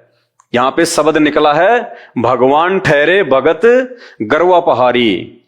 वहां पे रामचंद्र जी नहीं बैठे थे, वहां पे वो मुनि थे, वो मुनिंद्र ऋषि थे, वो कबीर परमात्मा थे वो। और वो अहंकार को देख नहीं सकता। परमात्मा ने अहंकार को तोड़ना पड़ता है। अहंकार का भगवान का खड़ा एक्सीडेंट है। वे हनुमान जैसे आदर्श सेवक के हृदय में बड़प्पन की भावना का सूक्ष्म से सूक्ष्म स्फुरण भी कैसे सहन कर सकते थे। तत्काल उन्होंने उनके प्रसन्न मन की व्यवस्था कर दी। यानी ऋषि मुनिंद्र जी ने, जो स्वयं ही कबीर परमात्मा थे, उन्होंने हनुमान जी के अहंकार को तोड़ने की तुरंत ही व्यवस्था कर डाली। क्या व्यवस्था कर दी? श्री पवन पुत्र चूड़ामणि अंगूठी और विधाता प्रदत्त पत्र जप करते हुए मुनि के समीप रखकर तृष्णा शांत करने के लिए जलाशय की ओर चले गए। उसी समय मुनि के समीप उछलता कूदता एक बंदर आया। उसने उस मुद्रिका को उठाकर साधु के समीप रखे हुए कमंडल में डाल दिया और फिर वहां से चला गया। जल ग्रहण कर हनुमान जी लौटे। उन्होंने चूड़ामणि और पत्र के साथ मुद्रिका ना देखकर मुनि से पूछा, मुनिनाथ वह मुद्रिका क्या हुई? हनुमान जी ने देखा ना तो वो पत्र है, ना वो मुद्रिका है, ना वो चूड़ामणि है। तो हनुमान जी ने कहा कि हे महाराज, वो चूड़ामणि कहां है, वो मुद्रिका कहां है? मुनि ने कमंडल की ओर संकेत किया। हनुमान जी ने कमंडल में हाथ डाला तो एक ही साथ उसी आकार प्रकार एवं रूप रंग की श्री राम नाम लिखित सत सत मुद्रिकाएं यानी वो अंगूठियां निकल आई। अब हनुमान जी ने जाके वो कमंडल में, वो मटके में हाथ डाला। हनुमान जी ने सोचा बस वो ही होगी जो मेरे वाली है। अब जैसे हाथ डाला तो हनुमान जी की मुट्ठी भर गई। इतनी मुद्रिकाएं सेम टू सेम वो की वो जो हनुमान जी लंका से लेके आए थे, श्री राम नाम लिखी हुई। सैकड़ों वो मुद्रिकाएं हनुमान जी की अंगूठी में आ गई। श्री पवन पुत्र ने पुनः कमंडल में हाथ डाला, फिर वैसी सैकड़ों मुद्रिकाएं निकल आ गई। फिर हनुमान जी ने दूसरा हाथ डाला तो सैकड़ों मुद्रिकाएं, वो अंगूठियां और आ गई, वैसी की वैसी। पर कमंडल की अंगूठियां समाप्त नहीं हो रही थी। अनगणित अंगूठियां समाप्ति नहीं हो रही थी। उनकी लाई हुई अंगूठी कौन सी थी? महावीर अंजनावर्धन समझ न सके। हनुमान जी भी समझ नहीं सका कि मेरी वाली कौन सी है और जो बाकी हैं वो कौन सी है। सब एक जैसी, सेम टू कॉपी। उनके आश्चर्य की सीमा ना रही। चकित श्री पवन नंदन ने मुनि से पूछा, मुनिराज इतनी मुद्रिकाएं कहां से आई और इनमें मेरे द्वारा लाई गई मुद्रिका कौन सी है? वयोवृद्ध मुनि ने उत्तर दिया, यानी परमेश्वर ने जवाब दिया, प्रत्येक अवतार में श्री सीता हरण के उपरांत जब जब राघवेंद्र सरकार ने यानी श्री रामचंद्र जी ने पवन कुमार को यानी हनुमान जी को उनका पता लगाने के लिए भेजा है, तब तब हनुमान ने लंका में सीता से मिलकर यहां अंगूठियां रखी हैं और बंदरों ने उनको उठाकर इस कमंडल में डाल दिया। इनमें तुम अपनी अंगूठी पहचान कर ले लो। परमात्मा ने क्या कहा जो मुनि रूप में थे कि जब जब विष्णु का श्री रामचंद्र रूप में अवतार हुआ है और उनकी पत्नी को रावण ने उठाया है, तब तब एक हनुमान हर बार सीता का एड्रेस निकालने के लिए जाता है, वापस यहीं आता है और यहीं ऐसे वो पानी पीता है और ये मुद्रिका यहां पे रख देता है और ये बंदर उठा के इस मटके में डाल देता है। अब भैया तेरी वाली कौन सी है, तू तेरी उठा और ले ले। तो हनुमान जी चक्कर में पड़ गए कि महाराज ये तो सब सेम टू सेम है, मालूम ही नहीं पड़ रहा। हनुमान जी का गर्वा यानी उनका अहंकार, वो घमंड नष्ट हो गया। जब हनुमान जी ने सुना ना कि तेरे जैसे तो कितने आली और कितने जाली हनुमान, तू पहली बार नहीं कर रहा ये काम, पता नहीं कितनी बार तो राम आली है यहां पे, और हर बार फिर एक हनुमान आता है। वो हनुमान ऐसे ही माता सीता का पता निकाल के आता है, और वही वास्तव में, क्योंकि अपनी आंखों से देख लिया हनुमान जी ने, उस मटके में गिनती नहीं इतनी अंगूठियां पड़ी हैं। इसका मतलब आज से पहले ना जाने कितने हनुमान आ गए, तेरी क्या औकात है। तब हनुमान जी का अहंकार नष्ट हुआ। हनुमान जी का अहंकार नष्ट हो गया। आश्चर्यचकित हनुमान जी ने मुनि से पूछा, मुनिवर आज तक कितनी बार श्री राम ने अवतार ग्रहण किया। अब ये लीला देख के आंखों के सामने हनुमान जी ने कहा कि हे भगवान, हे मुनिवर, आज तक कितनी बार श्री रामचंद्र जी का जन्म हो चुका है, वो कितनी बार आ चुके हैं, उनके अवतार हो चुके हैं, इनमें तो अंगूठियों की कोई गिनती नहीं है। मुनि ने उत्तर दिया, कमंडल से मुद्रिकाएं निकाल कर गिन लो। भगवान ने कहा कि इस कमंडल से, इस मटके से ये मुद्रिका निकाल निकाल के भाई आप ही गिन लो कि यहां पे श्री रामचंद्र जी का कितनी बार जो है वो जन्म हो चुका है, कितनी बार उनके अवतार हो चुके हैं। हनुमान जी अंजलि भर भर कर अंगूठियां निकालने लगे, किंतु उनका अंत नहीं हुआ। हनुमान जी जैसे योद्धा, हनुमान जी जैसे वीर पुरुष मुट्ठी भर भर के निकालने लगे, लेकिन अंत नहीं हुआ। जैसे वो दुशासन जिसमें 1000 हाथियों जितना बल था, और वो द्रौपदी की साड़ी खींच खींच के पसीने में पसीना हो गए, लेकिन द्रौपदी की साड़ी का अंत नहीं आया। उसी प्रकार हनुमान जी मुट्ठियों भर भर के निकालने लगे, लेकिन उस कमंडल में से उन मुद्रिकाओं का अंत ही नहीं हो रहा था। यानी इतने अवतार, इतने जन्म यहां पे श्री राम के, श्री कृष्ण जी के हो चुके हैं, और हनुमान आ चुके हैं यहां पे इतने। हर बार एक नई आत्मा को ये शैतान हनुमान बना देता है। एक ही आत्मा हर बार हनुमान नहीं बनती, आत्माएं चेंज होती रहती हैं, शरीर वो ही रहता है। तब हनुमान जी का घमंड चकनाचूर हो गया कि तेरे जैसे महाबली तो ना जाने कितने होके जाली हैं। इससे ये भी साबित होता है कि वर्तमान में हम जिस हनुमान जी को पूज रहे हैं वो कौन सा हनुमान है। उनके जैसे तो लाखों करोड़ों होके जालिए, हम कौन से हनुमान को पूज रहे हैं। हनुमान जी अंजलि भर भर कर अंगूठियां निकालने लगे, किंतु उनका अंत नहीं हुआ। उन्होंने मुनि के चरणों में प्रणाम किया और फिर मन ही मन कहने लगे, भगवान श्री राम की लीला, गुण एवं शक्ति का अंत नहीं, उनके अवतारों की भी संज्ञा नहीं। यानी भगवान कितनी बार जन्म ले चुका, कितनी बार वो मर चुका, कहते हैं कोई अंत ही नहीं। मेरे पूर्व भी, यानी मेरे से पहले भी प्रभु श्री राम की आज्ञा से सहस्त्रों हनुमान यानी हजारों हनुमान माता सीता का पता लगा चुके हैं, फिर मेरी क्या गणना। हनुमान जी कह रहे मेरी तो औकात ही क्या, मेरी तो गिनती क्या, जब मेरे से पहले हजारों लाखों हनुमान माता सीता का पता निकालने के लिए आ चुके हैं, जन्म ले चुके हैं। भाई और बहनों, ये अध्यात्म है। आप कौन से श्री राम की भक्ति कर रहे हो? कौन से दशरथ पुत्र श्री राम को पूज रहे हो? कौन से हनुमान की भक्ति कर रहे हो? असंख्य हनुमान आ लिए, असंख्य करोड़ों, गिनती नहीं है। ये आपकी आंखों के सामने हनुमान अंक गीता प्रेस गोरखपुर से प्रकाशित 50 साल से ऊपर हो गए, एक एक चीजें सत्य लिखी हुई हैं। ये सारा का सारा रहस्य, ये सारा का सारा माजरा आपको उस समय पता चलेगा जब आप संत रामपाल जी के YouTube पे जाके सत्संग सुनना शुरू करेंगे। सृष्टि रचना संत रामपाल जी महाराज, सुन लो समय रहते, और उस आदि राम की पहचान कर लो, उस वास्तविक और असली राम की पहचान कर लो। उस राम की भक्ति से, जिस राम ने समुद्र पे श्री रामचंद्र जी को पुलिया बनवाया, जिस राम ने हनुमान जी का अहंकार तोड़ा और हनुमान जी को यह सोचने पे विवश कर दिया कि रामचंद्र जी के तो असंख्य अवतार हो चुके हैं, असंख्य, गिनती नहीं है। और ना जाने मेरे जैसे कितने हनुमान आए कितने गए। उस राम की भक्ति करने से हमारा जन्म मरण का रोग मिटेगा। रामचंद्र जी तो खुद जन्म और मरण में हैं।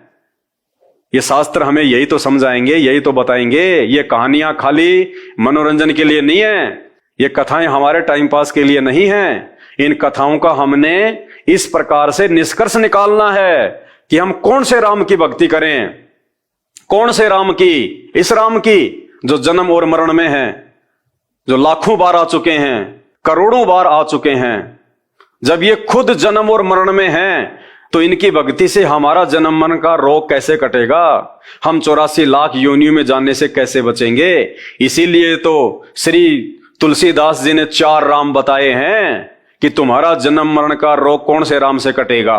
सबसे ज्यादा शक्तिशाली और पावरफुल कौन सा राम है? एक राम दशरथ का बेटा, ये है वो दशरथ का बेटा श्री राम, जो करोड़ों बार आ चुका है जन्म और मरण में।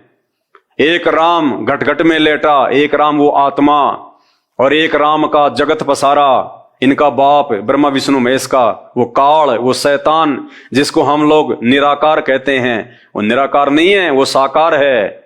ये सारे कुकर्म इन देवी देवताओं से, इन अवतारों से वो तीसरे प्रकार का राम करवाता है, शैतान, काल।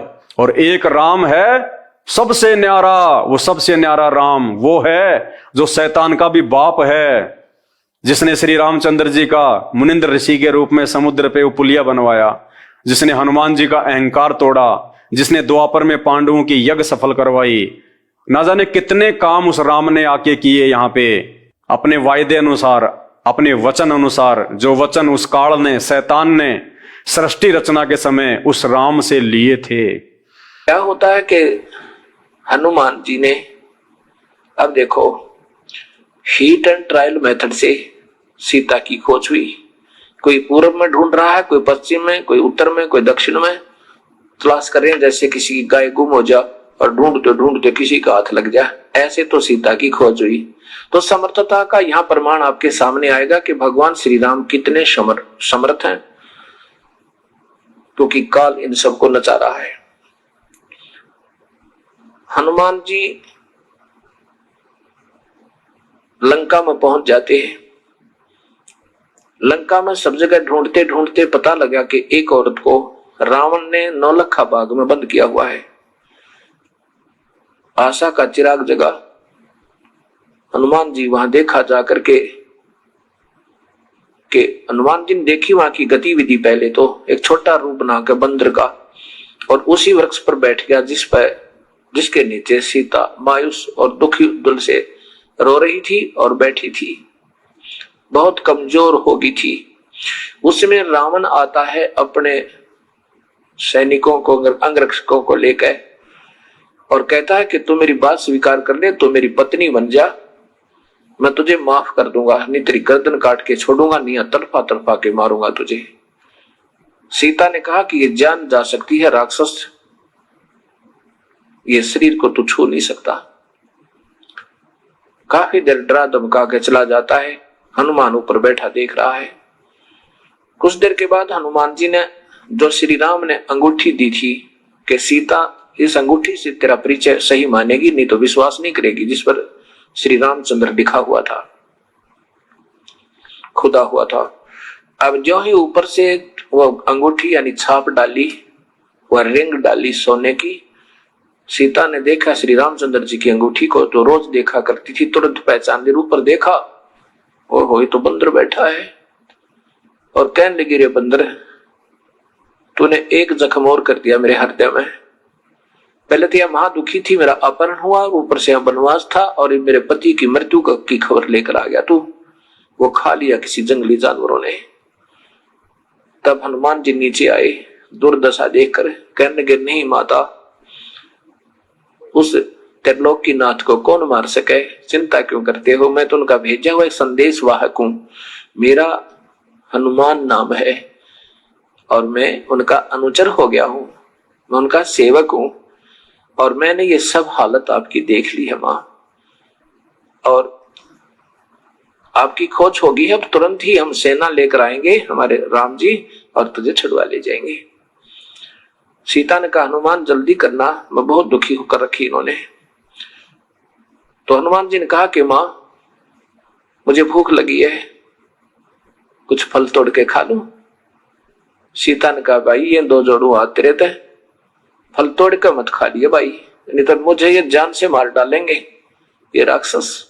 बेटा भाई कोई नीचे गिरा हुआ ना, नीचे गिर गया हो, पड़ा हो टूट के अपने आप तो फल खा लेना, नहीं तो मेरा ब्योत नहीं तुझे भोजन भी कराने का। मेरी हिम्मत नहीं है इनको कुछ कह दूं, और तो फल तोड़ के खा लिया ना मेरे को कोड़े मार लगाएंगे ये। ऐसे को गिरा हो नीचे तो भाई खा ले और फिर जाके संदेशा दे दे। हनुमान जी ने देखा कि देख राक्षस ने क्या हाल करा, क्या एक औरत के साथ ऐसा जुल्म। क्या वो नर मनुष्य होते हैं, वो योद्धा होते हैं जो औरतों को तंग करें, राक्षस। तो हनुमान जी का गुस्सा उठा।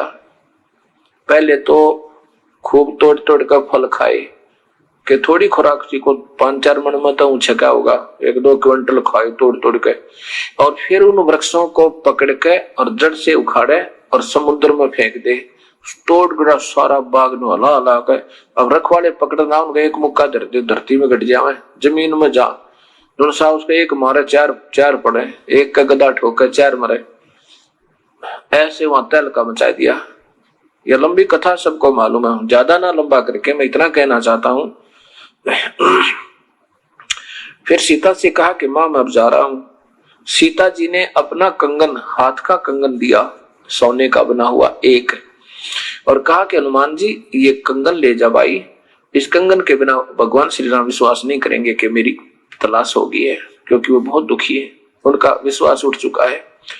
ऐसे ही हनुमान जी वहां से कंगन लेकर वापस छलांग लगाई और एक सुबह एक पहाड़ी के ऊपर आकर वहां उतरा। वहां देखा एक निर्मल सरोवर है पहाड़ के बीच में। वहां सोचा स्नान कर लूं, साथ में समुद्र है। उस निर्मल जल सरोवर में स्नान करने के लिए उस कंगन को एक पत्थर पे रख दिया और कपड़े उतार के वहां स्नान करने लग गया। उधर से एक बंदर आया, उस बंदर ने उस कंगन को उठाया और श्री हनुमान जी की दृष्टि उस कंगन पर ऐसे थी जैसे सर्प की मणि पर होती है जब वो ओस चरने जाता है। सुबह ओस चरने के लिए जब सर्प जाता है तो उस मणि होती है उसके पास, तो मणि को रख देता है और ओस चाटता रहता है, एक नजर मणि पर रहती है, और कोई आपत्ति दिखत तुरंत भाग के मणि को अपने अंदर मुंह में लेकर भाग लेता, मुख में लेकर। ऐसे हनुमान जी की दृष्टि उस मणि की तरह कंगन पर थी जैसे सर्प की होती है। इतने में एक बंदर आया और दृष्टि हनुमान जी की थी ही, जो ही वो उठाकर भागा तो हनुमान जी ने सोचा कहीं ये कमबख्त समुद्र में ना डाल दे। वैसे तो मैं इसको जाने नहीं दूंगा चाहे कितना भाग ले, पर यह मजबूरी हो जाएगी जो समुद्र में डाल दिया तो मेरी सारी मेहनत विफल जाएगी। हनुमान जी पीछे भागा। इतने में वो बंदर एक आश्रम में प्रवेश किया बंदर ने, और देखते ही देखते एक मटके में, अच्छा ऊंचा मटका रखा था, उसमें कंगन डालकर आगे भाग गया। हनुमान जी ने राहत की सांस ली, चलो ठीक है मटके में है उठा लूंगा। अब आगे देखा कि ऋषि बैठे हैं मुनिंदर नाम के, तो मटके में झांक कर देखा हनुमान जी ने, उस मटके में ऐसे ऐसे कंगन अनेकों पड़े थे। उठाकर देख रहा है, विचलित हो गया कि ये तो सारे एक जैसे ही हैं, ना जाने वो ओरिजिनल कौन सा है। बड़ा असमंजस में हो गया कि तो बात बिगड़ गई। ऋषि के पास गया, ऋषिवर मैं हनुमान हूं, पवन पुत्र हनुमान हूं और श्री राम का दास हूं, श्री रामचंद्र जी का, और ऋषि जी सीता जी की खोज हो गई है। मुनिंदर जी कहने लगे कौन हनुमान, कौन सा हनुमान, कौन सा राम, कौन सा सीता, बता तो मुझे। तो हनुमान जी कहने लगे ऋषि जी आप कौन सी दुनिया में रहते हो? सारे जंगल में सबको मालूम है कि सीता का अपहरण हो गया। श्री राम की पत्नी अर्थात त्रिलोक की नाथ श्री राम की पत्नी सीता जी का अपहरण हो गया था, उसकी तलाश में करके आया हूं। तो मनिंदर जी ने पूछा मैं यही पूछना चाहता हूं कि कौन से नंबर का राम है ये श्री राम दशरथ पुत्र? अब हनुमान जी कहने लगे ये क्या बात कर रहे हो आप, नंबर क्या होते हैं? 51 नंबर होते हैं भाई हनुमान जी, बैठ जा तुझे बताता हूं। ये काल के जाल में फंसे हुए हो तुम सभी, और इस काल ने ये मेरी प्यारी आत्मा ये सभी यहाँ पर उलझा रखी है। पूरी कहानी सुनाई। हनुमान जी को कुछ बात स्वीकार हुए, कुछ अस्वीकार हुआ। चिंता बनी हुई है कि मैंने जाके संदेशा देना है। कुछ सुना बातों को, कुछ नहीं सुना। फिर कहा कि ऋषिवर मुझे ये बता कि ये कंगन कौन सा है मेरा। मुनिंदर जी ने कहा कि आप कोई सा उठा लीजिए, वही तेरा होगा, वही सीता जी का वही कंगन होगा, उसमें कोई अंतर नहीं, बेसिक मिला लेना। फिर सारी कहानी बताई मुनिंदर जी ने कि मैं यहां बैठा हूं और ये रामचंद्र 30 करोड़ होकर जा दिए। 30 करोड़? हाँ, ये रामचंद्र तो 30 करोड़ हो लिए। तेरे जैसे हनुमान नई आत्मा आती है, अब आप अपनी मलाई खाकर चले जाओगे। शुभ कर्म है आपके, अच्छे भक्त आत्मा हो, सत भक्ति, क्योंकि पूर्ण काल की भक्ति आपको मिली नहीं। काल की भक्ति आप कर रहे हो, पूर्ण परमात्मा की भक्ति सही तुम्हें प्राप्त नहीं। तो ऐसे ही अपने मनुष्य जन्म को बर्बाद करके कुछ दिन स्वर्ग में रहोगे और फिर कुछ दिन अपने नरक भोग कर 84 में चले जाओगे। और नए युग में, त्रेता युग में नया तू होगा और नए और कितने ये राम होकर जा रही है ये अवतार। और जितनी बार भी तुम आते हो ऐसी घटना घटती है, और यही हनुमान आते हैं और मैं वो ये कंगन इसमें डाल जाते हैं। तो हनुमान जी ने कहा कि एक कंगन तो जैसे आप कह रहे हो कि ले जाइए वही होगा, एक कंगन तो हर बार हनुमान ले ही जाता होगा, फिर इस मटके में कहां से आ गए वो। कबीर साहब ने कहा कि इसमें मेरी शक्ति काम करती है। मैंने इसमें एक ऐसा आशीर्वाद दिया कि इसमें डुप्लीकेट कॉपी जो की तो बना दिया ओरिजिनल जैसी। एक कटोरी उठाई, उसकी एक कटोरी उठाई साहब ने कांसी की और उसमें डाल दी। डालते ही 2 होगी, एक जैसी कप, बिल्कुल सेम टू सेम। अब देख पहचान ले कोई सी ने। ऐसे ही इस बंदर के यहां डालते ही इसमें 2 कंगन बन जाते एज इट इज, और एक आप ले जाओ। ऐसे ही वो हनुमान एक ले जाता, एक इसमें रह जाता। ये 4 काउंटिंग, ये यादाश्त के लिए, ये गिनती के लिए यहां रख लेता हूं। और हनुमान जी भक्ति करते ढंग दबाई, विधिवत साधना करो। ये निरंजन ब्रह्म तक की साधना था, शंखों बार कर ली तूने।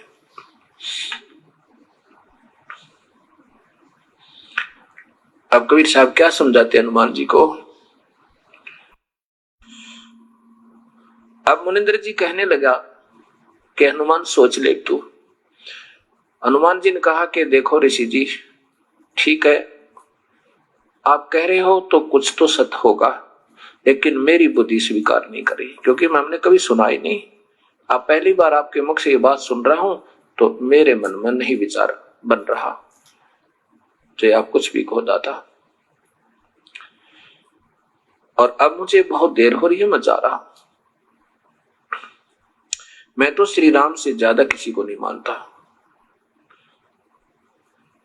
चले गए जी, एक कंगन लेकर चले गए।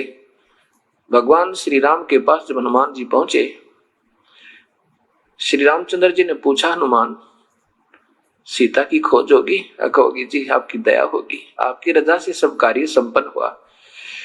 अब श्री राम ने सोचा कि ये पूरी तसल्ली कर लूं कि सीता ने कहीं रावण से समर्पण तो नहीं कर दिया है, उसने उसकी वह पत्नी तो नहीं बन गई है। उसकी पूरी जानकारी लेने के लिए हनुमान सीधा तो नहीं बताएगा। उसने सोचा कि कहीं ऐसा ना हो कि ये जान जाए हनुमान जी कि मैं फिर सीता की लाने की चेष्टा नहीं करूंगा यदि उसने रावण का समर्पण कर दिया होगा। तो हनुमान जी नहीं बताएगा। गोलमोल बात को करके एकांत में ले जाते हैं श्री राम जी और कहते हैं, हनुमान जी सीता कहाँ थी? कि महल में होगी रावण का। कहाँ, ऊपर चौबारे में थी या नीचे थी? और एक बात बता मेरे प्यारे संत, खाना कहाँ खाया तूने? कहा रावण के राज दरबार में गया होगा, वहां पर बड़े अच्छे बढ़िया भोजन बनाए होंगे रावण ने तेरे लिए। और सीता ने कैसे कपड़े पहन रखे थे? बढ़िया हार हुर पहन रखे होंगे ना। अब श्री राम ये पूछना चाहते थे कि अगर वो ऐसी सती थी, हनुमान बतावेगा, कोई तो बात मुख से निकलेगी। अगर उसने हार श्रृंगार किए होंगे और हनुमान जी खाना रावण के घर खा के आया होगा तो सीता गई काम तय। फिर हमने उसको लाएंगे और ना ही दुनिया के लाल मरवाएंगे, हम युद्ध नहीं करेंगे, ऐसा सोचकर पूछा। तब हनुमान जी ने आंखों में पानी भर के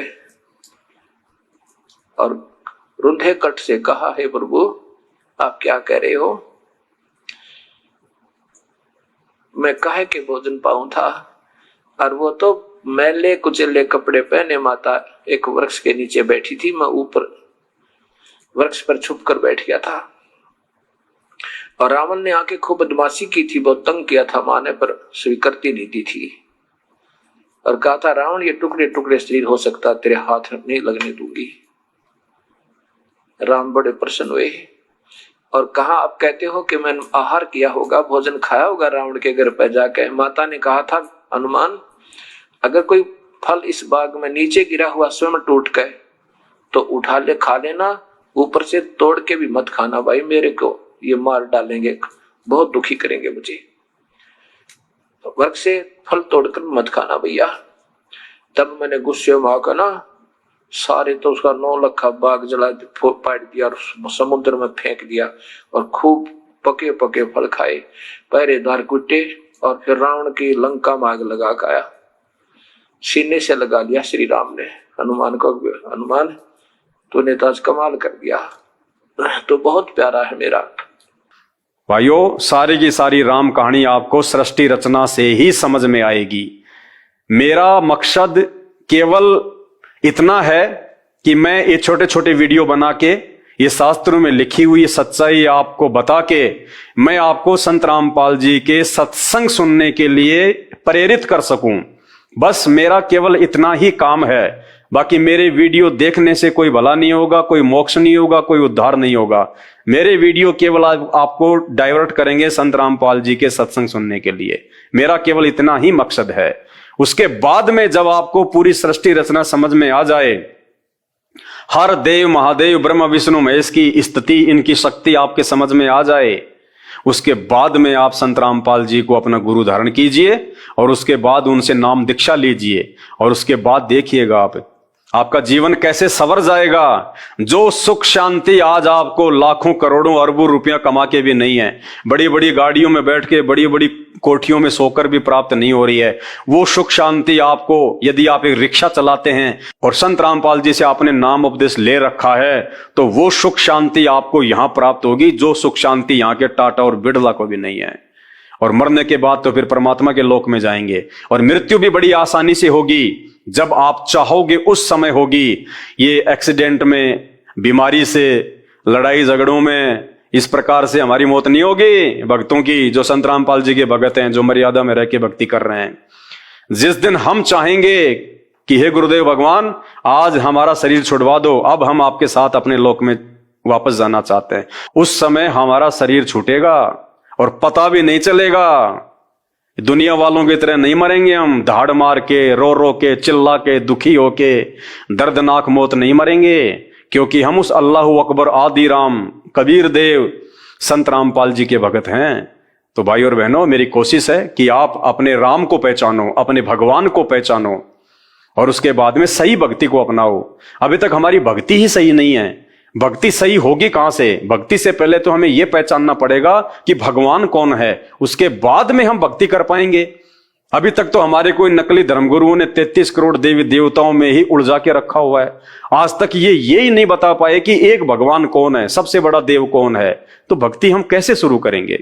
तो आज संत रामपाल जी ने, उस आदि राम ने स्वयं ही एक साधु के रूप में आके, संत रामपाल जी के रूप में आके सबसे पहले हमारे को इन शास्त्रों के माध्यम से यही समझाना चाहा है कि एक भगवान कौन है, वो राम कौन है। उसके बाद फिर तुम भक्ति शुरू करो, फिर देखना जीवन जीने का आनंद।